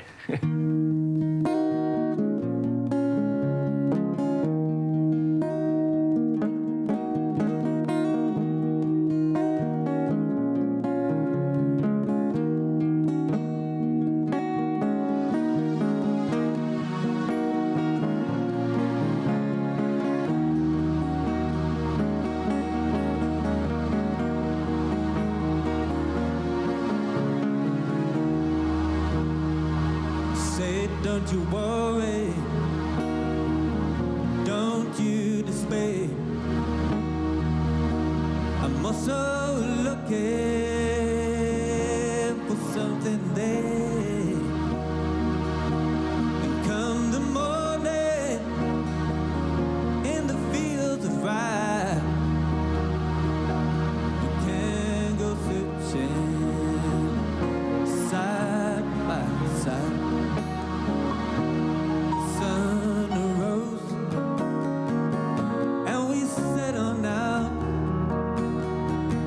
Found nothing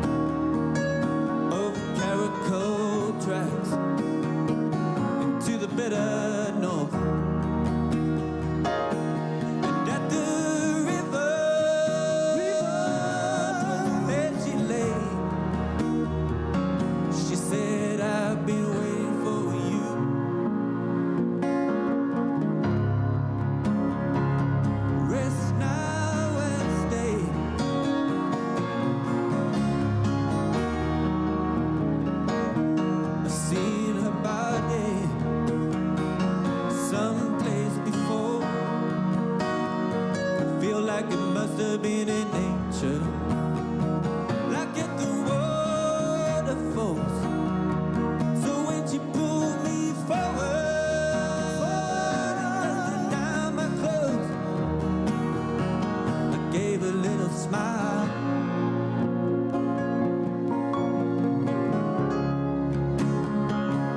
And I said hello.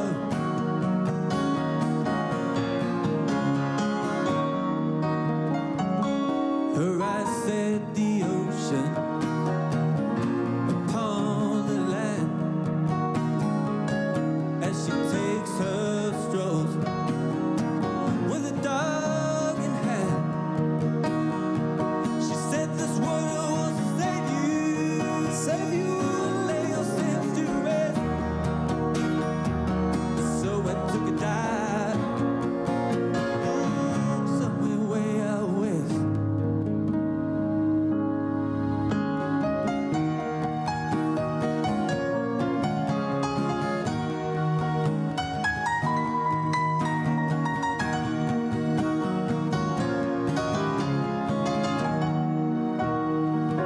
Down in the deep, there was a cry, like some kind of angel telling me to find the great salvation and the living truth. But oh, at the river,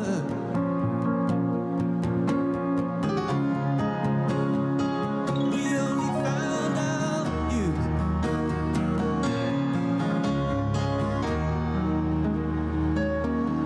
My friend mumbled, we've gone, of course, but I had long forgotten what we were searching for. I said I'm happy here at the Nile. Let us save us, brother,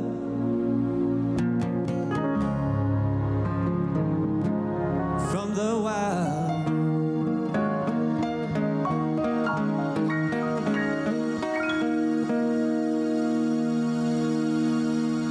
Beautiful. That was exceptional, gents. Firstly, I got to say, Paul on the keys, you got a voice on you too, oh, man. That was beautiful stuff.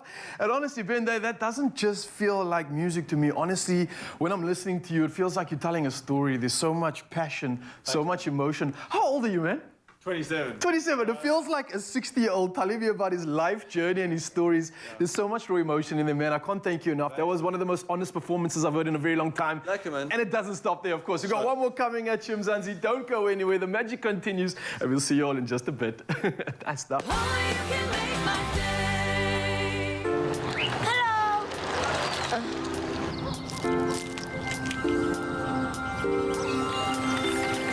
What's up? Hey. Jungle Energy Bars with the goodness of jungle oats for when you're on the go. Now available in 2 delicious new flavors.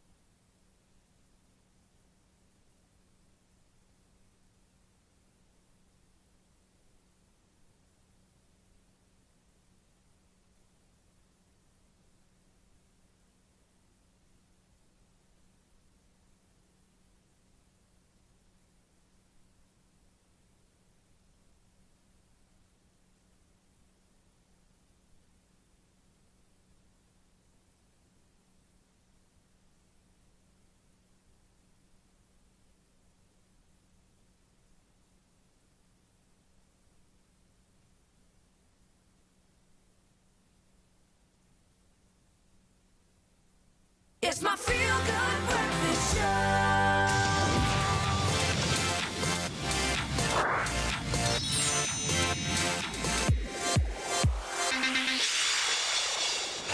Welcome back. You're still live with Expresso. Now, a little bit early in the show, Papa Bear over here got us excited about some of the new releases, some of the big news releasing in the world of gaming.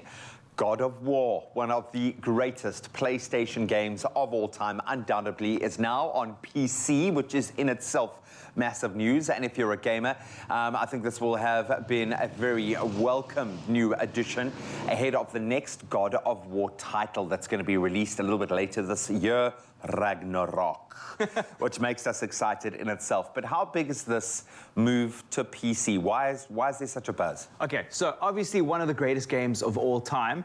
This is like really highly reviewed. If you are a PlayStation 3, I know there are lots of PlayStation 3 and like gamers and PlayStation 3 games throughout like the South African gaming landscape. Most people have played a God of War game, and the new one that came out on PS4, not many people. Well, not as many people, I think, in South Africa have had the opportunity to play it. Firstly, because they may not have upgraded to a PlayStation 4. Remember, it's exclusive to that console, or a PlayStation 5 where it's backwards compatible and you can play like a version on it on PlayStation 5. But now you can, if you have a PlayStation, a PC, you can now play and experience that huge God of War experience. And I'm talking about, the game came out in 2018. So I think it came out in April 2018 when the first God of War came out. So it's been a couple of years, but you're getting one of the best stories. They've kind of re-envisioned the God of War universe and put it in like a whole different mythology, if you like. So God of War is Greek mythology. I'm going to give a bit of spoilers away for the first three. I just assume everybody at home has played the first three, and if you want to just jump into this, it's a completely different kind of game. So let me just... I'm not going to ruin it too much. It's okay. Drop some spoilers. So the first game where God of War, your main character, Kratos, very famous character, kind of gets recruited by Ares. Conned is more actually like the way. And then, to much of Kratos' dismay, because Ares is the god of war, Kratos decides to get a revenge and chases down Ares and kills Ares, the god of war, which is very epic. Yeah, it's like one of the biggest bosses you'll ever encounter in a game. Yeah, so really epic Greek stuff. And then over the course of the three God of Wars, he eventually kills Zeus. And then with this game, they've kind of taken it, toned it down a bit, made it more adult, like in terms of like it's a more mature story. It's more emotion that you know they can express. And your character Kratos has kind of escaped to this world where Norse mythology is happening and kind of in hiding. But then the Norse gods start like working out who he is, going like, coming to knock at his door, and like Loki pitches up, and some people try to work out what it's, and he's now got a son. So the game starts off where his wife has passed, and he's got his son. It's this huge epic tale where he takes his son along to bury the ashes of his mother. And along the way, the Norse gods don't want the same fate that the Greek gods had. And rightly so, man. He's just off to Zeus. So, I mean, it's understandable. Be a bit nervous when Kratos is near. So it's this really epic tale where you get to partake and you get to learn a little bit about Norse mythology. I love games like this for a couple of reasons. I did Latin at school, just to give away my age a little bit. Me too, yeah.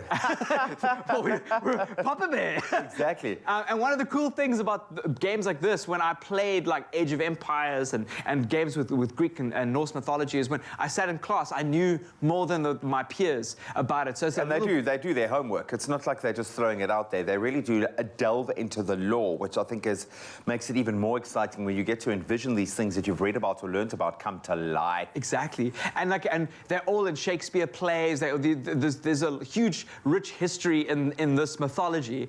And this is like a retelling. Obviously, it's a video game retelling, but the quality of production is bigger than most movies that you'll ever see at the box office. The voice acting, there's a reason it's such a highly anticipated and honored game like series. So like if you are playing on PC and have never had the opportunity to play a God of War game, please, now's the time. You can jump on and play it, which is really You exciting. can delve, and I think both you and I, like we were gifted a PS4, but it was very much so that my son could welcome himself into the world of gaming, and it's amazing. You've now got a little one to welcome into the world of gaming. What age are you going to let little Jamie start getting onto a console? Probably quite soon. Look, I'm literally just trying to get past this first week and get more than 3 hours sleep. I honestly feel like I'm in a military camp, like feeding every 1.5 hours to the sound of an alarm. And then you're up and feeding, and then back to sleep again. I feel like I'm like in whatever camp, army camp, and it's great. I don't know, she's such a blessing, but I'm going to start thinking about those other things after this period. And it must be tough, and it must be challenging, because it's where you prove your mettle.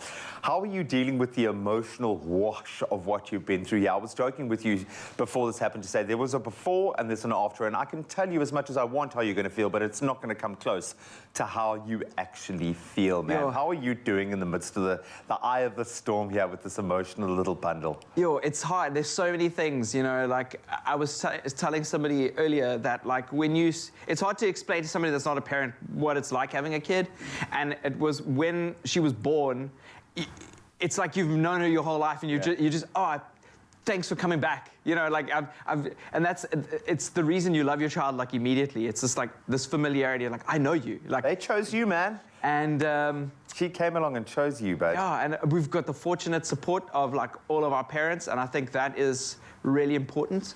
So we're very, very, very fortunate. And you got each other, and you've got a beautiful, healthy baby girl, man. Congratulations once again from our family to your growing little family. Mr. Grant Hines is a Papa Bear and still serving us the best. Thanks for coming through, dude. Oh, no. Because I know how exhausted he must be right now. But hopefully we've got you a little bit excited about a brand new title that's moved across to PC with an exciting new iteration coming out later this year in the form of God of War Ragnarok. All of you game heads, enjoy. I'm still jealous the baby got named Jamie and not Zoe. It's going to save the best for last of all. You'll probably be number 2 or 3. Don't worry. It's coming. It's coming. I can feel it. Now, here's your chance, of course, Mzaji. You get to experience Red and unlock summer with Vodacom's Red plans and amazing benefits. Now, that's from unlocking amazing travel deals and lifestyle rewards to even unlocking a chance to join J Something in a virtual cook-off. How cool does that sound? How incredible. Yeah. What a cool opportunity. I know. To be able to be in a cook-off with J Something, and to make that happen, Vodacom is giving away 10 gigabytes of data each week for the month of January to help you kickstart this brand new year. Now, yesterday we asked you what dish you would love to cook with J Something, and let's take a look at what some of the comments are that we've received. Just think, I'd love to have a braai with J Something and just get him like singing and vibing. Cool thought, but let me see what you said, Mzazi. Starting off with Leanne Naiken, who says it would be a love to cook a lamb curry, yum, and basmati rice, or a roti with J Something. That sounds delicious. That does. Rahana says, I would love to make mutton biryani. Ooh, another beautiful one. And then we got Z the Brain saying, I would love to cook a nice spicy tripe and dumplings with J Something. Ooh. Honestly, my personal favorite. Oh my goodness, some of these are absolutely great comments. And remember to tune in on Friday, that is tomorrow, to find out who that lucky winner is. Yeah, well, and also the fun doesn't stop there, right? So Vodacom also giving away 10 gigabytes of data each week till the end of Jan. Now, all you have to do is to reply to the competition post on Facebook, Twitter, and Instagram and tell us what would be your favorite dish to cook with J Something. And of course, don't forget to use the hashtag #UnlockYourSummer. The competition closes today at 10 a.m. and terms and conditions can be found at expressoshow.com. What are you waiting for? Get commenting. Here we go. Some people just choose to experience life the normal way, while some choose to experience life the red way. Experience Red and unlock more this summer. Further together, Vodacom.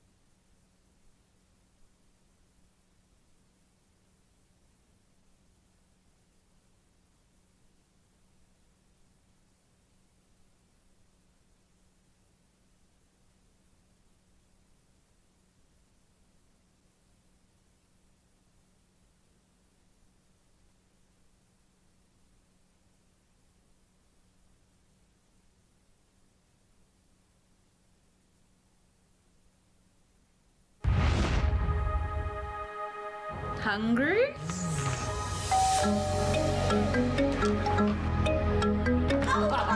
Bags. My dad has a certain way of doing things. Dad, hoe gaan dit by die werk? Our Monati connects the family with unlimited home fiber from $3.99 per month.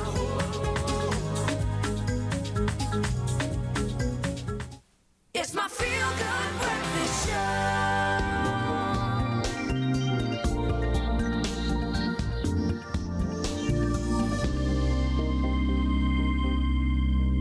Yes, welcome back, you beautiful souls, and I can't help but say that the kid inside me gets so excited when I hear that because Love it's it. up and away.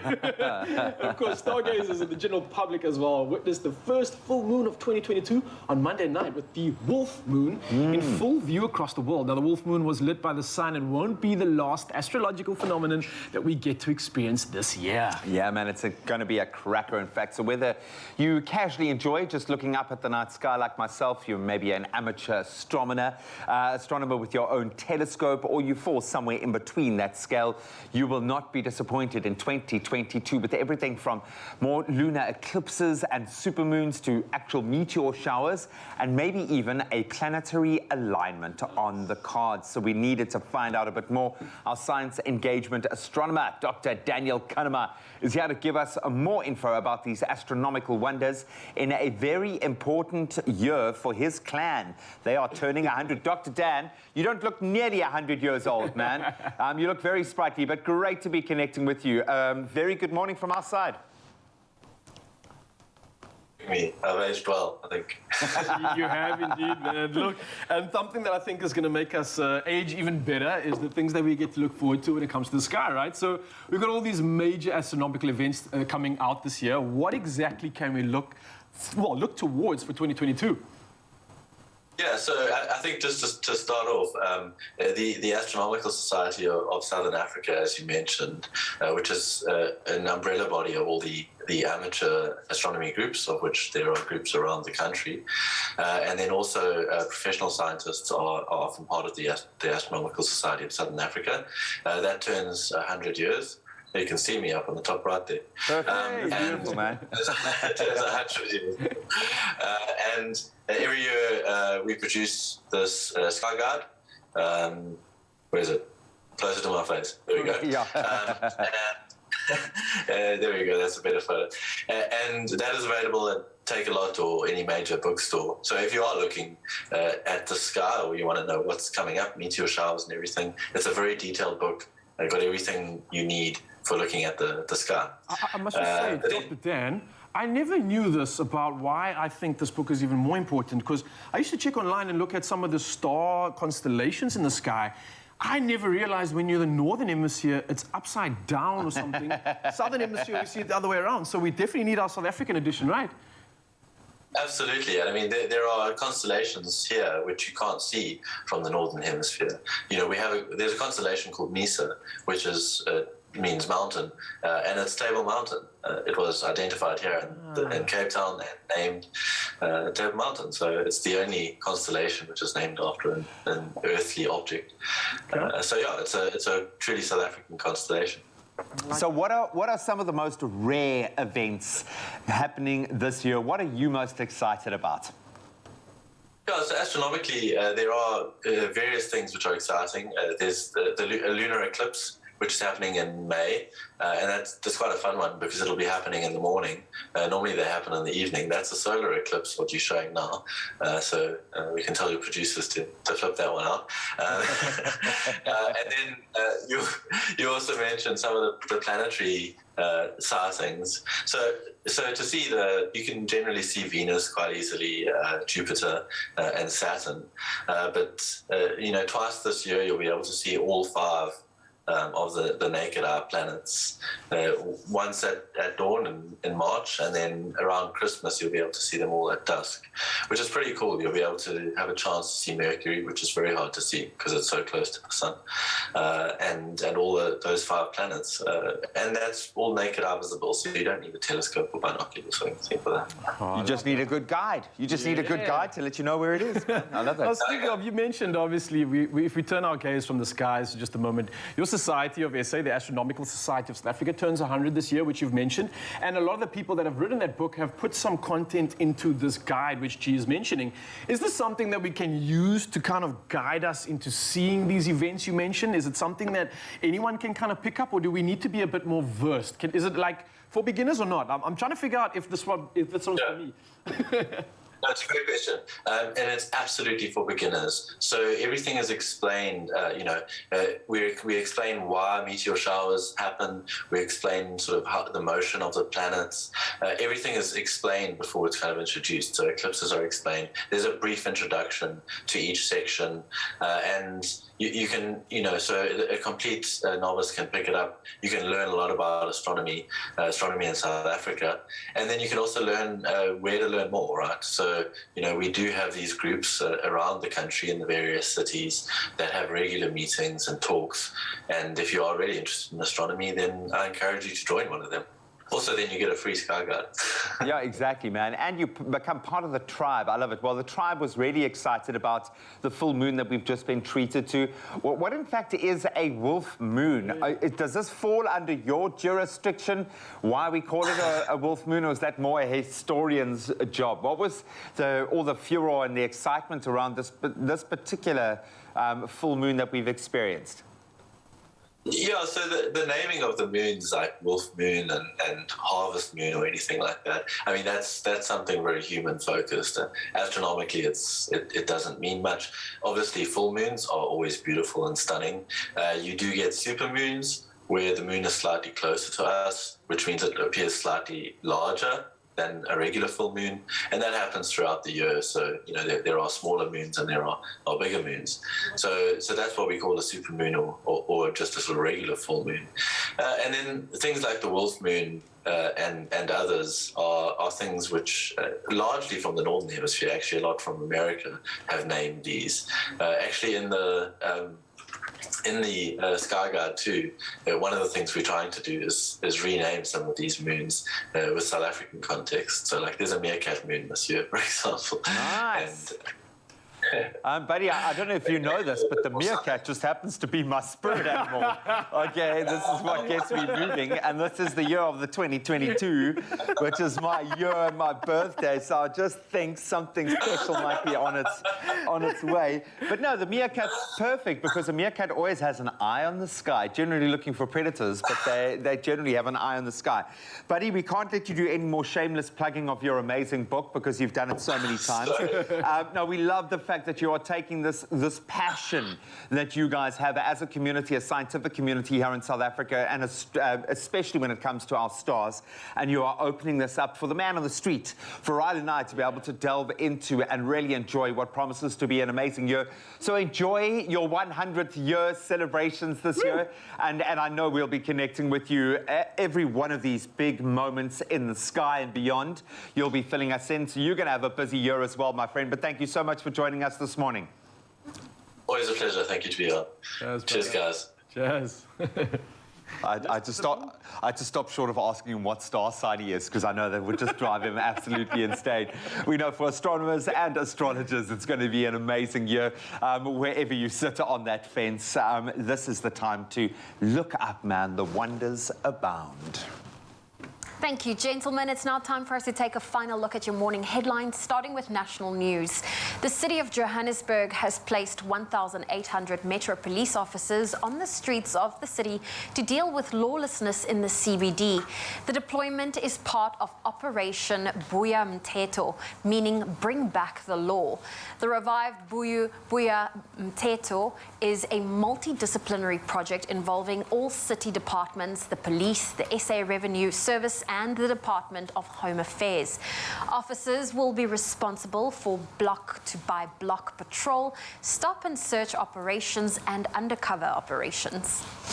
And staying with local news, President Cyril Ramaphosa yesterday officially opened a new manufacturing plant, which will be the first in Africa to produce COVID-19 vaccines from start to finish.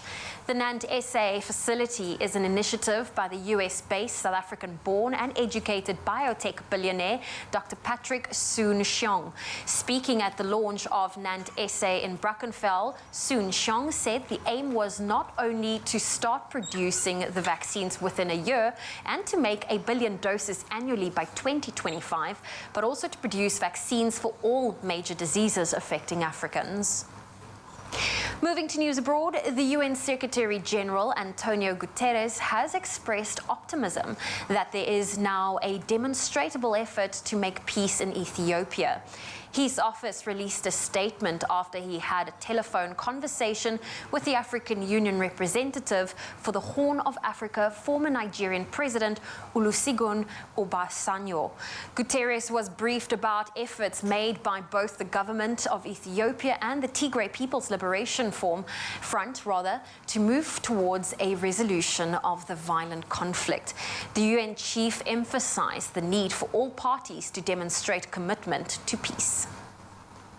And the famous Van Gogh Museum in Amsterdam was yesterday turned into a nail salon with beauticians offering cherry blossom and starry night nail art inspired by the Dutch master. The museum's director, Emile Gordenker, hopes the protest, along with others across the Netherlands, will highlight that they believe is an inconsistency in government policy. Under Dutch rules, museums, theatres, bars and cafes aren't allowed to open, but hairdressers, beauticians and gyms can. Some 70 members of the Dutch Museum Association offered orchestra performances and so-called museum gym classes to make their point. And next, an amazing event that played out during the festive season. This is actually a story for Christmas time, already some 25 days in the past, but because it's an amazing one, please listen up and watch. It's about renowned Indian sand artist Sudarshan Patnaik, who during the Christmas period last year created a 50-foot long, 28 feet wide sand sculpture with some 5,400 red roses and other flowers of Santa Claus on Puri Beach in India. Patnaik took 8 hours for carving and 2 days for preparations with the assistance of his Sudarshan Sand Art Institute. Patnaik said he created the sculpture where Santa was spreading a message to adhere to COVID-19 regulations. For the last 16 years, he's been creating sand art during the Christmas period. Many of his sand sculptures have carved a place in the Limca Book of World Records. Patnaik is also a Padma Bhushan award-winning sand artist and has participated in more than 60 international sand art championships and festivals around the world. He has won numerous awards for India. Well, on that very happy note, that's where I leave your morning headlines.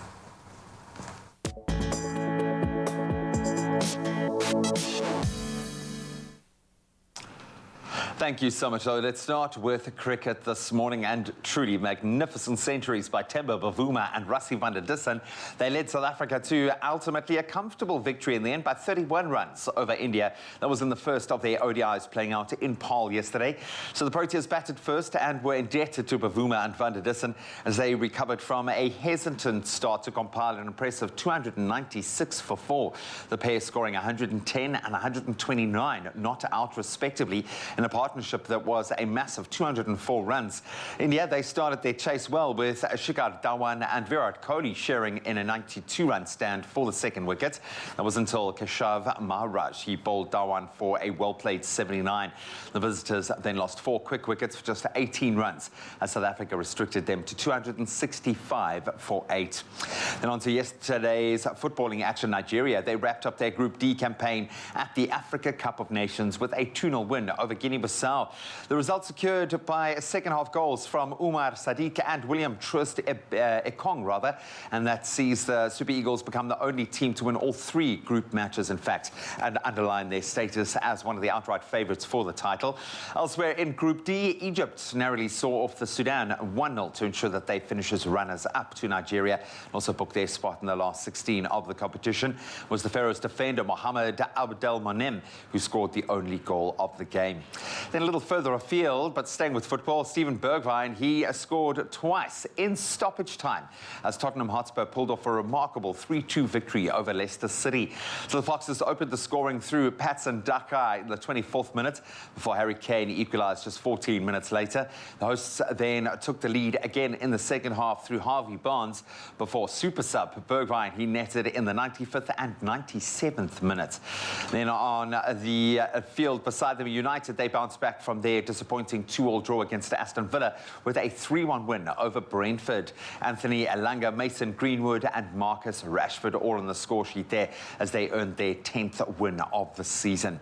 And then bringing it back home, a pretty exciting night in rugby locally. The New Nation Pumas, they bounced back from their opening Currie Cup defeat to record an emphatic 59 win over the Young Lions side in Johannesburg. So the Pumas recorded their 3rd straight win over the Lions in the Currie Cup as they dominated from start to finish. In fact, were more clinical than the Young Lion Cubs that really did struggle with the pace and I think pressure of the game at times. The Sharks, on the other hand, they kicked off their campaign with a hard-fought 24-23 win over the Griquas in Durbs. Really did go down to the wire. The hosts had to hold out for a nervy finish after a second-half red card reduced them to 14 men, while ill discipline and handling errors certainly kept things stop-start throughout the match. Then the Bulls, they made it 2 wins from 2 with a 40-21 victory over their old foes, Western Province. But all painting the picture of a very exciting Currie Cup season ahead. But that's where we leave our sporting headlines for this morning. Let's get one last look at the weather and a bit of a global perspective, and then some of those temperatures here in South Africa with Raal.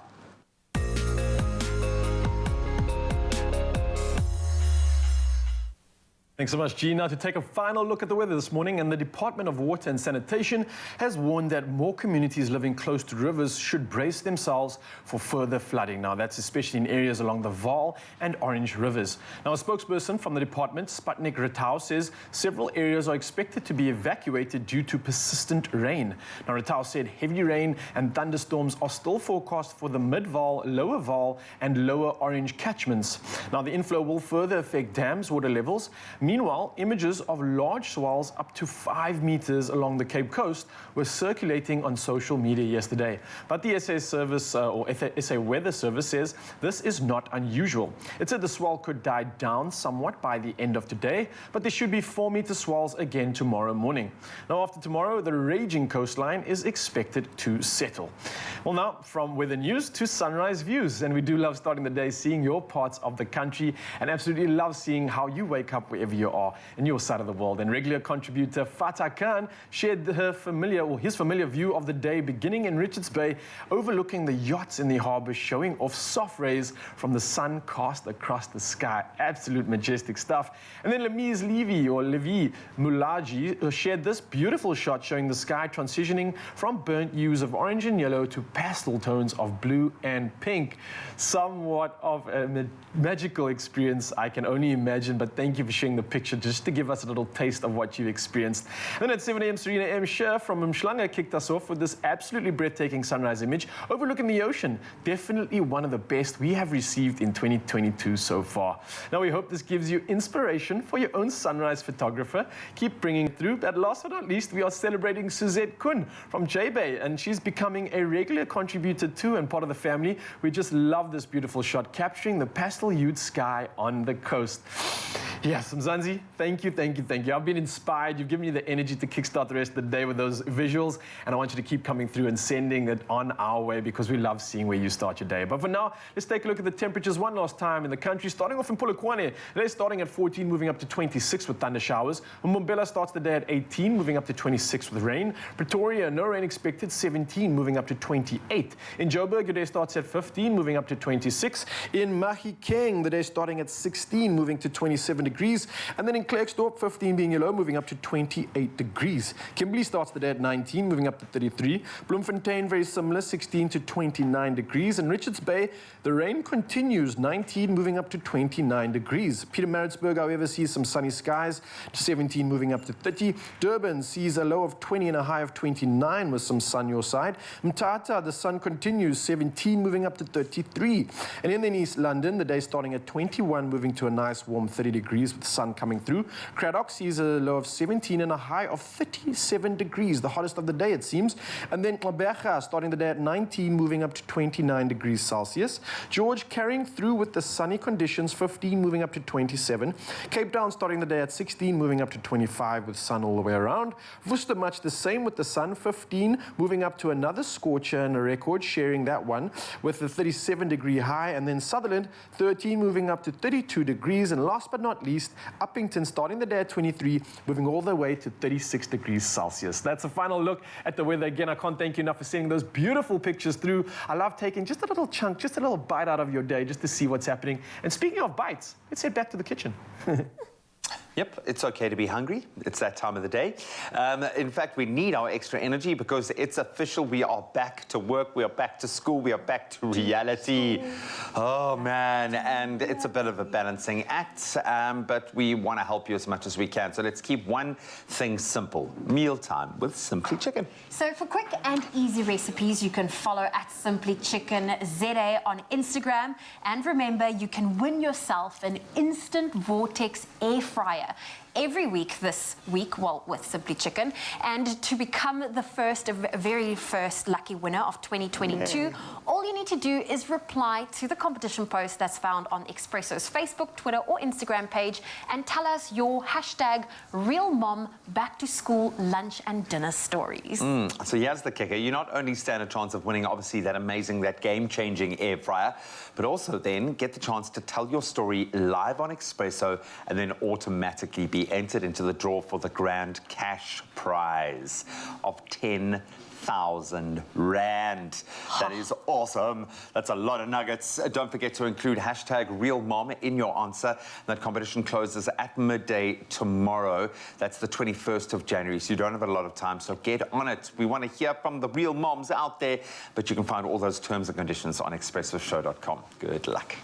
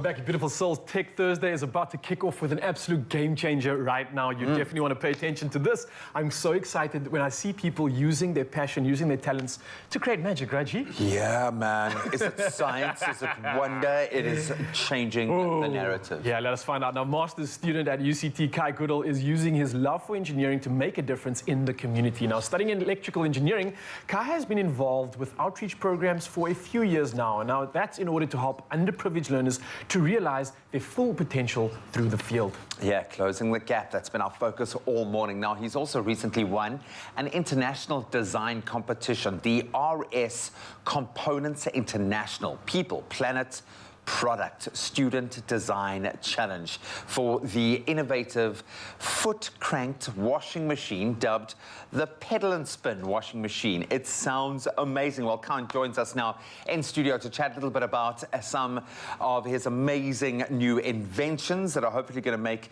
millions for him and change the lives of millions, but also his love of engineering as it comes to bear in the service of others. Kai, welcome, my friend. Thank you so much for having me on the show. How are you doing? Because, like, to me, Great, you thank feel like this young, I don't know, is it Albert Einstein? Is it a Tesla? Is it a Shuttleworth? I don't know, man. But what inspired all these innovations, these inventions, these creations? Where does the passion... Are you a mad scientist? Yeah. Are you a mad scientist? Well, it comes from two things. It definitely starts off with, from a young age, I've always been very inspired by cutting-edge technology, as well as just innovating to be renewable and to help society through all my engineering designs. That's always been my passion. But now, as well as an engineer, I've realized that social responsibility and engineering for people is very, very important up there with my passions. And that's where all my projects come from. And my washing machine project actually fitted perfectly into all of that because it's used by low-income people around the world to help them do their washing without using any electricity, as well as it can be used by anyone that wants to be more off the grid and sustainable, whilst increasing their fitness, of course. So. Yeah, exactly. I'm glad you brought in the fitness element there as well.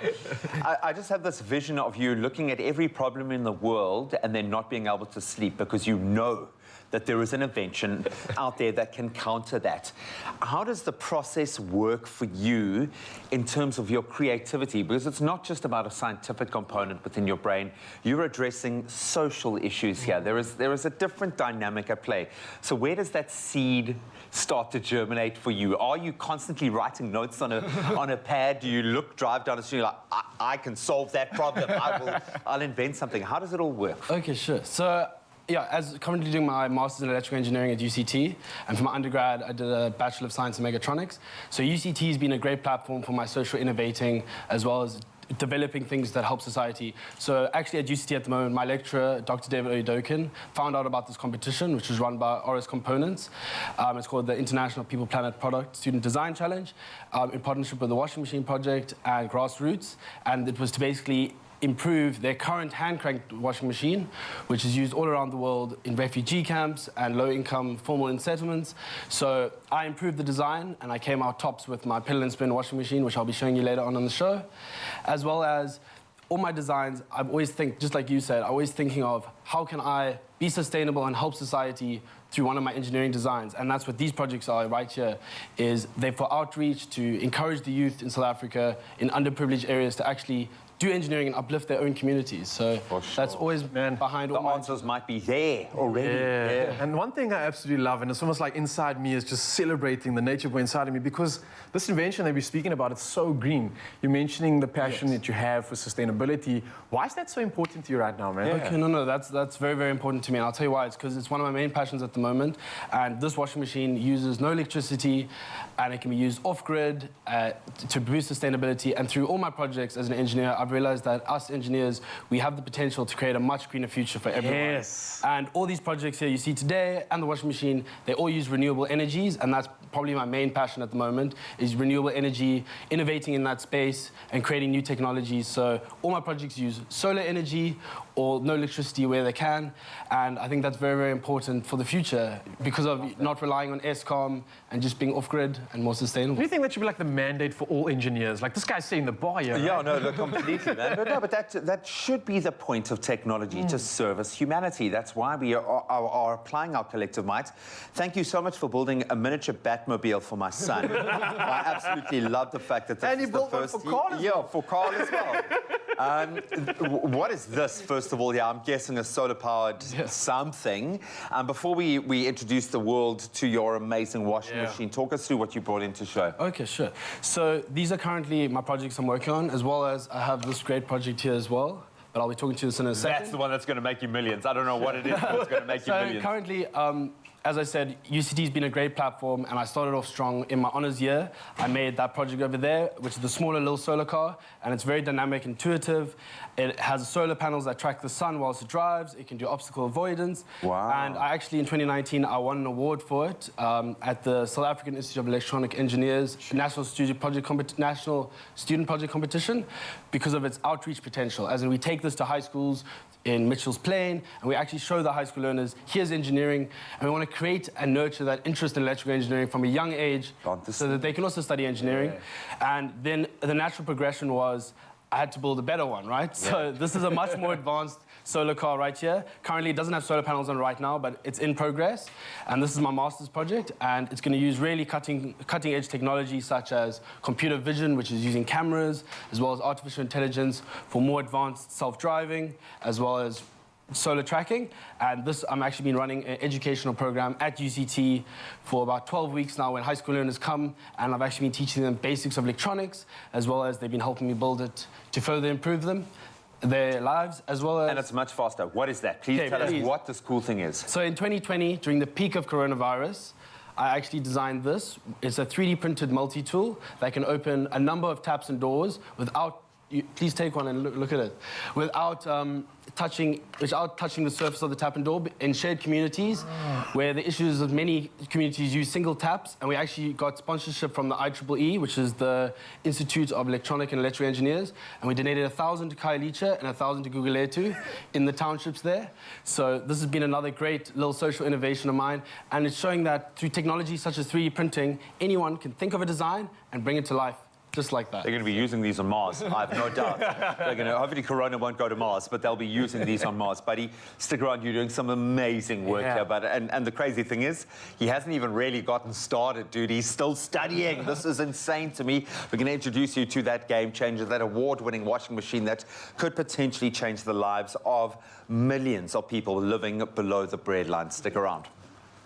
Well, speaking of game changers, if your snack game does not 100% match your whole New Year, New Me goals, then listen up, because Chef Thando is here to show us how to make a cheesy cloud chip that is completely feather light, packs a protein punch, and that is also way better to snack on than regular store-bought chips. So make this in a big batch, because this snack, it is Moorish now, that's 100%, and we will also be serving it with our Clover Crush 100% goodness.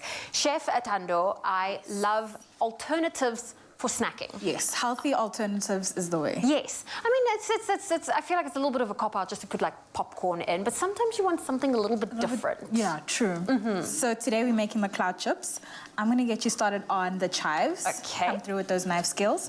And in the meantime, I've got egg whites here. I'm going to add garlic powder, onion powder, some pepper, some salt. I love onion powder. I feel like it's a game changer in my cooking. I love for it.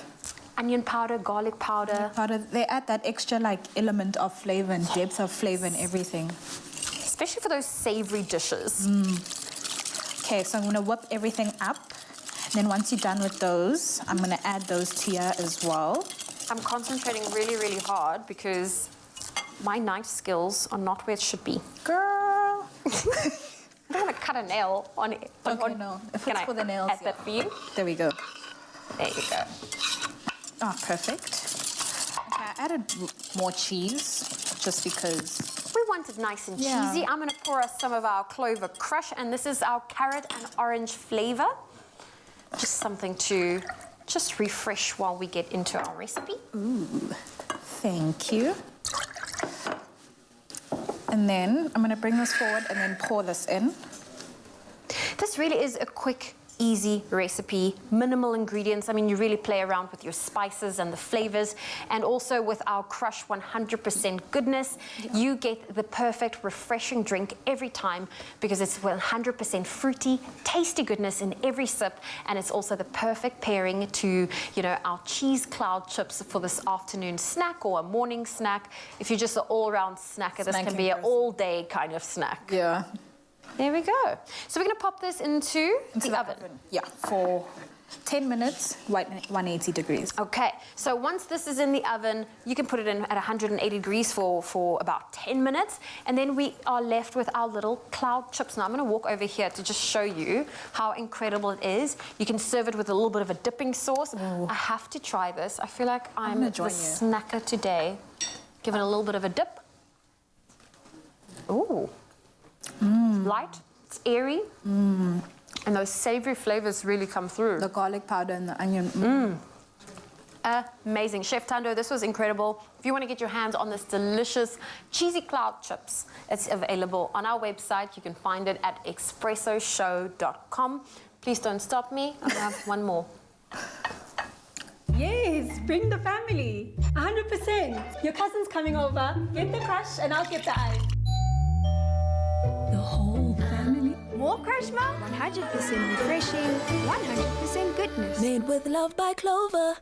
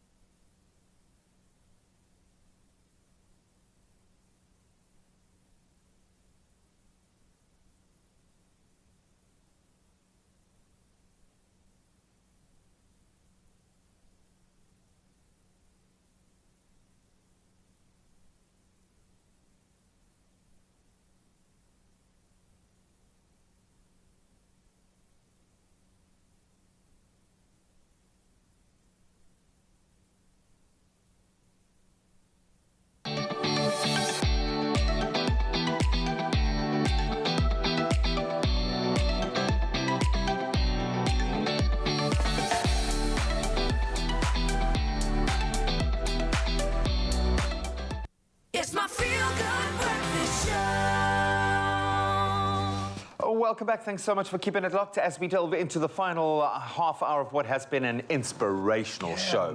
Mind has been blown and it's going to continue to be blown right now. We are back with the engineering master student, multi-award winning master student at UCT, Kai Goodall, who has invented amongst a myriad of socially developing tools, if we can call it that, a pedal and spin washing machine. So he's brought it into studio to show us how simply it works, because it's really simple in concept and in idea, and hopefully right now there is a billionaire ready to invest and change the world. Kai, it's cool, man. It must fill you with excitement to see it here. No. Thanks for having me on the show. It's great having you here, and it's getting the Have you named limelight. It? Like Lucy? It's the pedal and spin foot cranked washing machine. It uses a direct drive nature, so you need the user simply pumps the foot pedals in an alternating fashion, so there's no electricity needed. And it can be used around the world by anyone that wants to be off-grid, more sustainable, without using electricity, as well as by low-income and displaced people around the world to wash their clothes and improve their hygiene levels. As well as this washing machine currently, this is the one that won my competition, which is the RS Components International People Planet Product Student Design Challenge, in partnership with the Washing Machine Project and Grassroots. And I'm currently making 4 more of these units, improved units, and I will be donating these 4 units to local townships in South Africa and in Cape Town using the prize money I received from the competition. And then afterwards, I'll be making another 50 of these units. And I actually welcome funding for that, please, and as well as any support and collaboration. And if anyone would like to get hold of me, collaborate with me, as well as receive updates and more information, my email address is kaigoodall@gmail.com. That's KAIGOODALL@gmail.com, as well as please connect with me on LinkedIn and follow me on my Instagram, Kai Goodall, for more updates on this project, as well as all my other exciting engineering projects you saw earlier. Nice. Yeah, I would fancy this is the right chance to get on board as well, because Kai's going places. It's going to be Kai Enterprises or Goodall Enterprises at some point, and then you will, trust me, be enjoying the shares that you have in it. Yeah, it definitely is an opportunity. I think anyone watching now, like, this is an opportunity to literally change the world for the good and go green at the same time. But my question is, does it work? I mean, firstly, it's a washing machine, right? And it looks crazy, and I know we're going to put it to the test now, but, like, does it fit a lot of washing in? What's the load size? Let's talk specs here, man. No, sure, I got you. So it is technology, so of course specs are important. So it uses 20 liters of cold water, normal washing detergent, and takes around 5 kilograms of clothes. That's 20 shirts or 20 t-shirts, as well as it can be used by any user, and I've tested it actually with a whole bunch of different users, from my 12-year-old brother all the way up to my 85-year-old grandmother. And that's why now when we donate these extra units, these 4 and then the 50 afterwards, I actually be doing field testing on a regular basis for around 4 to 6 weeks. And through that field testing, I'll actually be learning from the people in these townships and areas on how to improve the device further. Nice. So that's very important to me. And any direct donations can be done through the Washing Machine Project's website, which is thewashingmachineproject.org. So please, let's change the world together. Well, I love the fact that there is a personal pride component here. You're not just gifting someone something that is, yes, it's utilitarian, but it also speaks to an emotional conversation here. People feel better about themselves if they can clean their clothes and they can have a sense of pride. I love that. Do you want to put it to the test, dude? Hell yeah. I'm definitely keen to try it out. I want to demo it first so I don't like do anything crazy, and then I can maybe go for a spin. Let me get a chair. We can do that right. All right. This is the way you request for a chair. Chair. Voila. Awesome. Nice, man. So is it just like, sit on, pedal, go for it? Is there any Do you need to warm up or stretch before you do it? So you simply put your feet into the pedals and away we go. Oh, good. Wow. Simple as that. You didn't put your fitness tracker on. Yeah, get some points while you're at it. And it's a direct drive nature. As you can see here, the foot pedals are just connecting to the drum with a specialized unit on either side of it, the cage unit, and that also allows you to quickly remove the drum out of the supporting base unit to put your clothes in washing in. Who would you like it to? Okay, so that's how you put the clothes in. I'd imagine you can also then transport it like that at the same time, right? Yep. So what happens is, over here, you actually release using a wing nut on either side of the device. This comes off the specialized cage unit, and you quickly release the drum and add your clothes in washing. And voila, all right, let me put this to the test. I'm just thinking to myself in the craziest sense of the word. There we go. Okay, let's go. Pedal, pedal. Yay! Simple as that. I'm just thinking all the oaks like out in the villages, in the communities and townships who get a couple of these together and do like a spinning class at the same time, man. I was actually able to, during my field testing, I was actually approached a young mother, and she was actually able to nurse her child whilst actually washing her clothes. And look at us gents here while we're washing clothes, just having a casual chat, you know, chilling with the boys. How easy is this, man? And it's not even that strenuous. Although I am getting a little bit of movement in this at the same time. This is perfect. Well done. I'm absolutely loving this. I can just see a lot of people with some shredded quads walking around with clean clothes and shredded quads. Shorts on. I absolutely love it. No, I think you must be commended for the focus that you've chosen, because it's a choice to apply yourself to these particular kinds of inventions. It's crazy to me that this is just the start. I'm hoping that the right CEO of the right company is watching right now to invest. Once again, how can people get in touch with you? What's the best way? So the best way to get in touch with me for collaboration or more information on this product, as well as any funders or anyone that wants to help the project, is my email address. It's kaigoodall@gmail.com. That's KAIGOODALL@gmail.com, as well as please connect with me on LinkedIn and my Instagram, Kai Goodall, for more updates, as well as information on this, as well as all my other exciting engineering projects. Because after my master's now, I want to continue in the line of engineering product development and innovation to help society whilst being green and sustainable. And making millions and millions. Yes. Because I know what you would use those resources for. You've proven that, my friend. Oh, what a shining example of what you can do with technology and the right kind of intent. And if you're a young scientist out there or in any way interested in maths, in science, in innovation, in engineering, go and check him out on his Instagram page, DM him, engage with him, start collaborating, because that's where it all begins.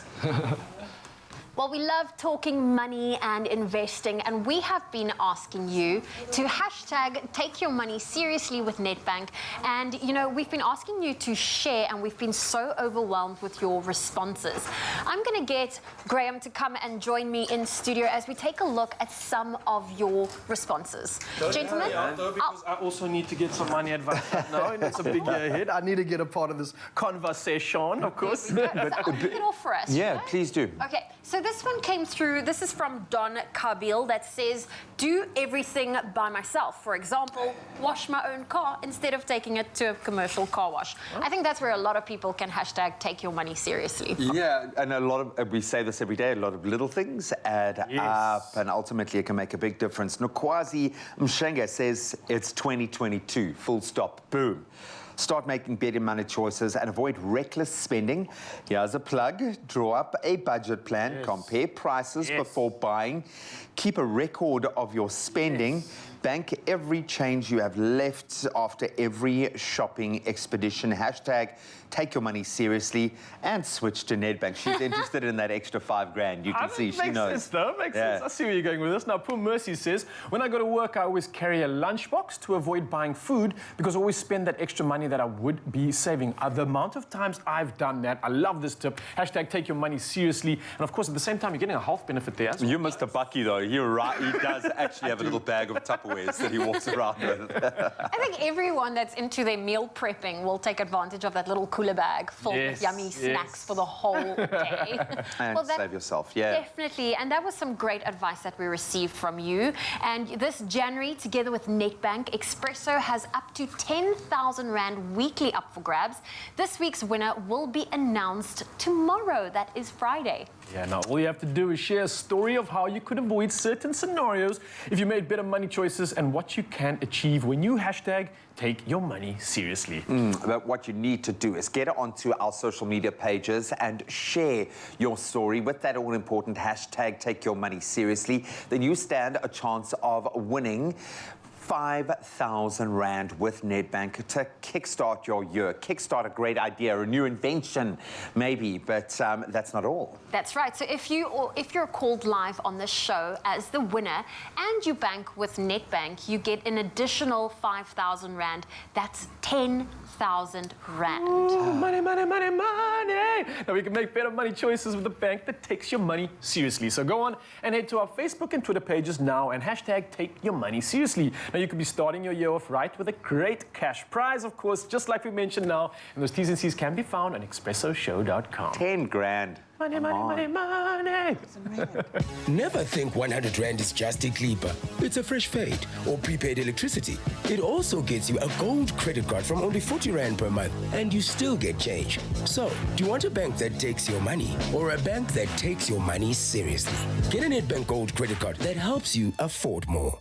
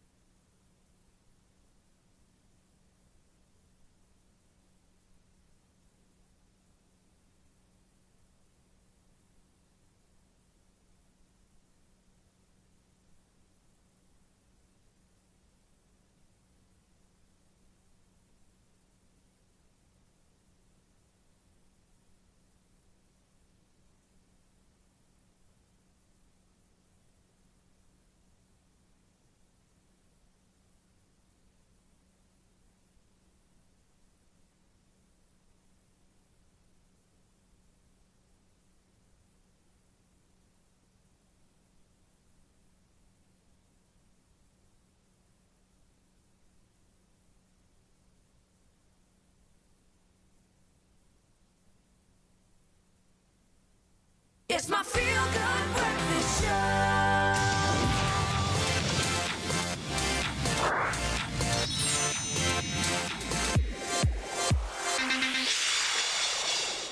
Seeing as we have been so inspired by the sciences, welcome back as we continue to inspire you, but we throw it way back, way back when. We have been exploring some amazing new projects, some new inventions. Our mind has been blown this morning. Some new technologies, the forefront of gaming, but something always has to start somewhere. It has to begin at some point, and chances are all of these cool things began with the word analog. So we thought we'd take a look at some of the inventions that changed the world. Will they become obsolete? Hopefully not. But this is really, really cool because everything has to start somewhere. I love this conversation because a lot of people, and a lot of South Africans specifically, are what I like to call technophobic. You don't like new technology, anything new. We hate change. Yeah, don't like change. Facebook changed their homepage, and you'll hear your aunt complain for like months. But there's a reason a lot of tech gets made, and for the future, that tech is not novel anymore. It's part of their everyday lives. Essential, think about the washing machine that we've just seen now, right? Think about the need for a washing machine. That appliance was made relatively recently. Before that, people were washing their clothes with hands, and now it's a very common item in the household. And at the time, there were a lot of people that were like, why do we need washing machines? This is the worst thing ever. I can do it perfectly well with my two hands. So it's called being a Luddite, actually. That's the name. It's like, if you are technophobic... Stop being a Luddite. Okay. But there's a lot of technology that was like this that kind of changed the world. And let's talk about the mechanism now that we've seen in the analog washing machine. Okay, the difference between analog is that analog is usually like physical labor or something. Like an analog watch has got cogs that turn physically in it, and a digital watch has got electronics in it. It's got ones and zeros. Yeah, with ones and zeros. Yeah, there we go. So the first one is the bicycle, which you think is an everyday household item now as well, but it was a really crazy new piece of technology. It was also known as the dandy horse, and it was kind of introduced in 1817, so not that long ago. So, and it was weird. It was very, very strange. Had two wheels, but remember, it didn't have pedals until quite later on in 1968. Oh, so you had to shuffle. You had to it was just a way that you could go downhill. Yeah. There was no uphill. So, and obviously we've seen like bicycles transform into this huge multi-billion dollar industry. Now they're pushing them as a green travel option now. In London, a lot of the biggest cities, countries across the world are creating more opportunity to ride because people want to go back to analog. Yeah, in Cape Town, and I'm sure there's spots in Joburg, there's bicycle lanes that are being rolled out, making sure more people can get to work on a cheaper mode of transport. And also the mechanisms there, like the pedals and so on, are used in other use cases like the washing machine. The most novel washing machine ever. That we've seen. I love it. The next one is the printing press. Which I hope if you're going to school today, you're in matric and you're doing your history, this is one of the most exciting ones. It might sound super boring, but in 1440 was when the first printing press was made by Johannes Gutenberg, and it transformed the world. Before that, everybody was using something called the oral tradition. They were talking about passing it down by word and writing it down by hand. So you'll have scribes that would like manually write it down.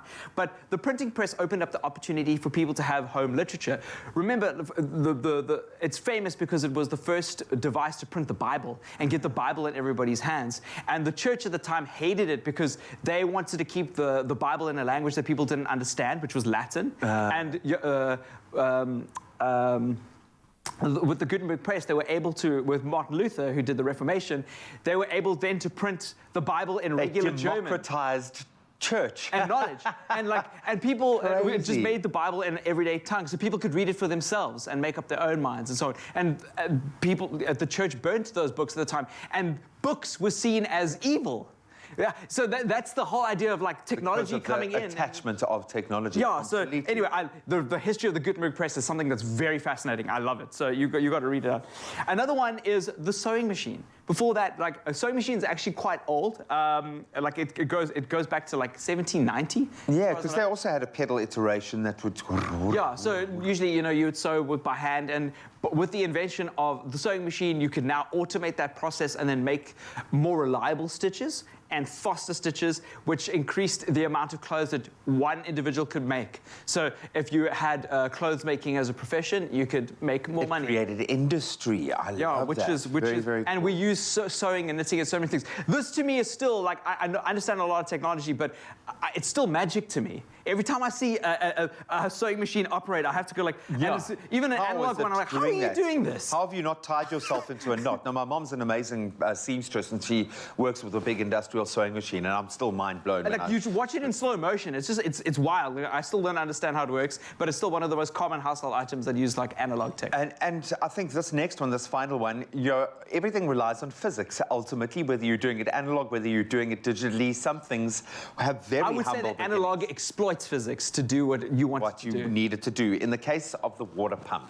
So the water pump is, like, obviously windmills and the water pump transformed, like, society. When we started, like, moving away from a nomadic system to more farming, crop farming and animal farming, we needed to lock down at a location, and sometimes there's no water there. When you're nomadic, you can walk to the water. Yeah. You can pick up your tribe and move to the water. Pick up your pigs and go, yeah. But now you had to, like, lock down, and the water pump is just a mechanism. It's such a simple mechanism where it's either wind-driven, sometimes it could be water-driven or even kinetic-driven, pedal-driven, and it will pull water up from the earth to use on your crops and use to feed your family and so on.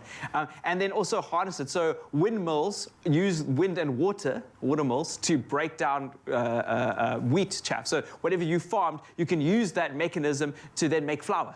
So and like there's no like technology, like digital technology, but you're using the elements, like you were saying, physics to do that, which is it all comes together with a little bit of energy. And I love the fact that as far as we have progressed as a species technologically, everything does have a humble beginning somewhere, and chances are it's a little analog. So this one we're going to dedicate to all the Luddites out there. It's all right to be a little technophobic from time to time, but just not too much.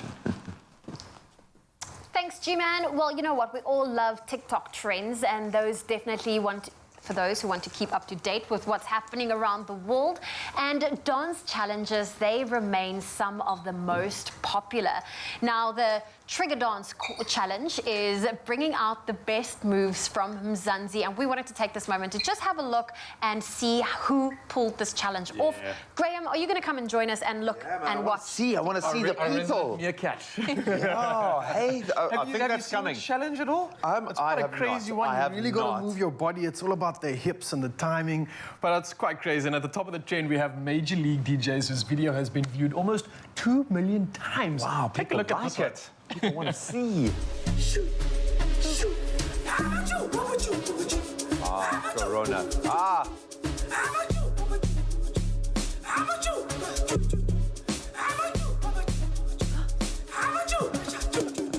That's the type of dance, if you are just slightly off for the person, that you can seriously... Yeah, man, no, you be sneezing now, someone's going to punch you in the face. It's as simple as that. You sneeze in someone's it's like a face. cardinal sin these days. Yeah, no, completely. So I understand the motivation. Well, let's move on to another big name in the world of the socials. Lasizwe Dambuza pulled this off with very little effort needed, it seems, and wrote, Lungile ruined it for me. Aww. Take a look.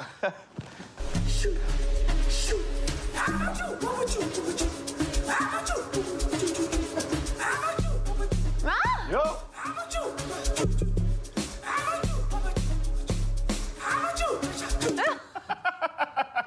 The silk nightshirt kind of makes it. That's a young man's game right there. That's limba. Oh, absolutely love it. Now we've got Holly Ray's sister who couldn't miss the opportunity to join in with her sister and friend. So let's take a look at this one.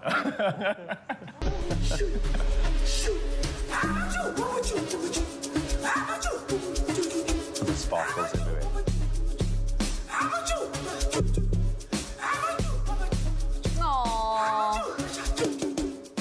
I'm getting it. Cute. I'm getting it. Feel that little... It's fun, and I like the fact that you've got the creative freedom in between. You can interject with your own little things, whether it's a little shake or a tweak or the meerkat is definitely. Let's see what Kamo Mpela did when she joined in on the challenge and took it to a whole new level.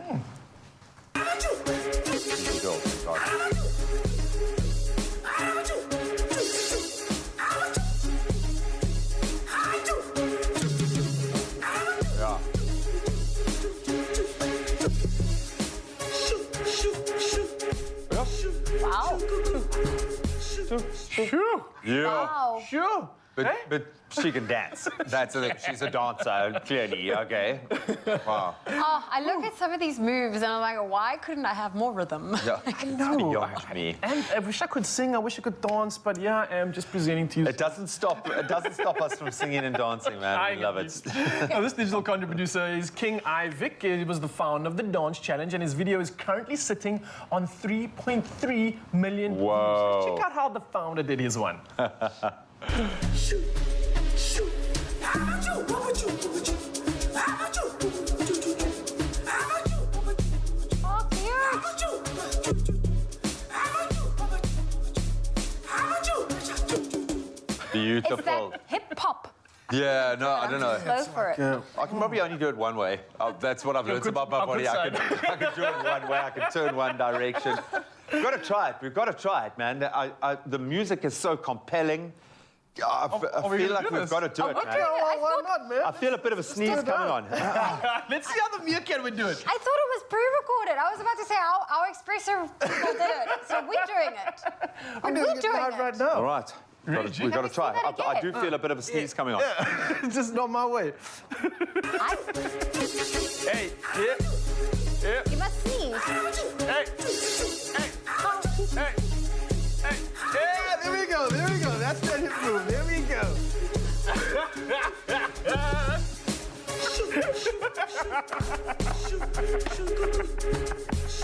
I told you, it's the year of the meerkat. I think you nailed it, man. You nailed it. You know, you're yet to discover a dance that the meerkat doesn't apply. You did it for the whole team, because I was sneezing in the background. Yeah, no, I can see you held the sneezes. You and they didn't do got it from you. anything. I feel like I should sanitize now. I feel like I should sanitize my hands after the sneezing. Have you got it in you? Have you I got think it I in you? can try. Let me go for the whole... I've warmed up from my workout this morning, so... Just don't overdo it, eh? I think I might have overcorrected. All right, let's... Okay. Nice. Bless you. Nice. Bless you. You are allowed to make a noise, eh? He's like, I'm not sure. He's clapping excitedly, like you're going to wake up your mother upstairs or something. Like, you just became a 14-year-old child.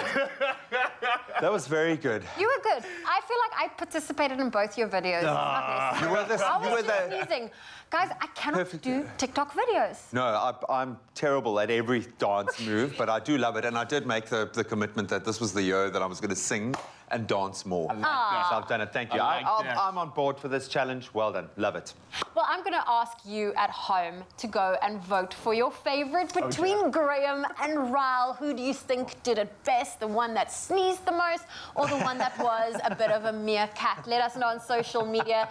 And if you want to also be joining in on that challenge, do film it and share it with us. We'd love to see the video, please. I'm at you. Bless you.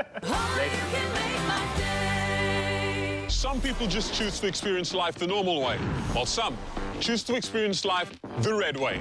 Some just stream content, and some really get immersed in it. Some want to be connected, but we really got the plug that makes things easier. Some say they've got your back, but we really have your back. It's a first, not just for us, but for everyone, so that you never miss a chance of being connected. Switch to a new Vodacom Red plan. And let's go further together. Experience Red and unlock more this summer. Further together. Vodacom.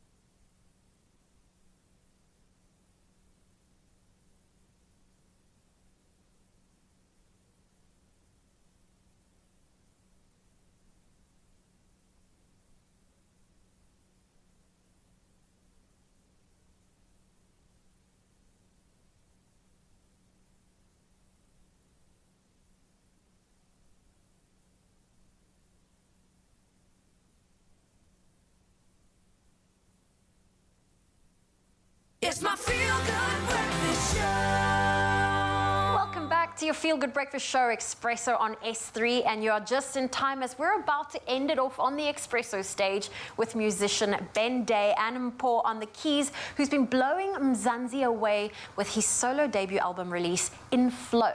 Now, he's giving us one final track off the project called This Is the Year. Take it away.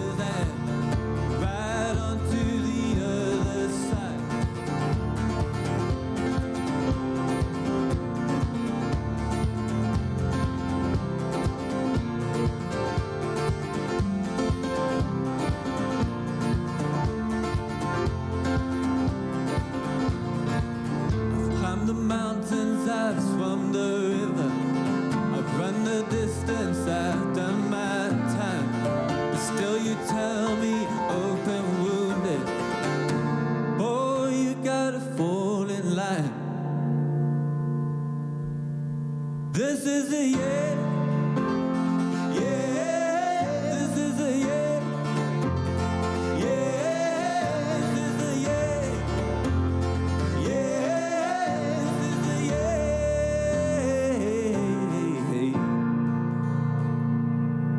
Hey.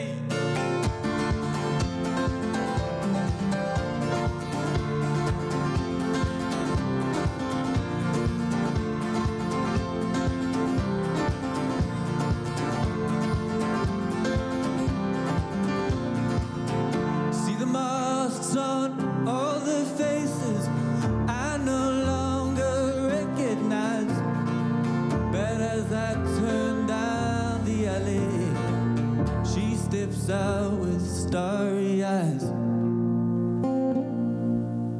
She says, where you going? 'Cause I need a ride. I said, I'm heading east and you can join if you like. Just hop on the back of this pony and go. Let's leave this town and brave the road. This is a year. Yeah, this is a year. Yeah, this is a year. Yeah, this is a year.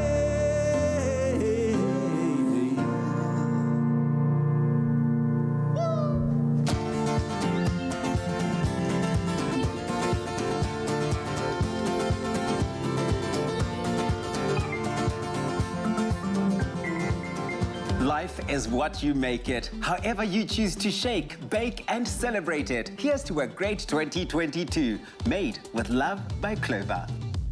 Another feel-good production.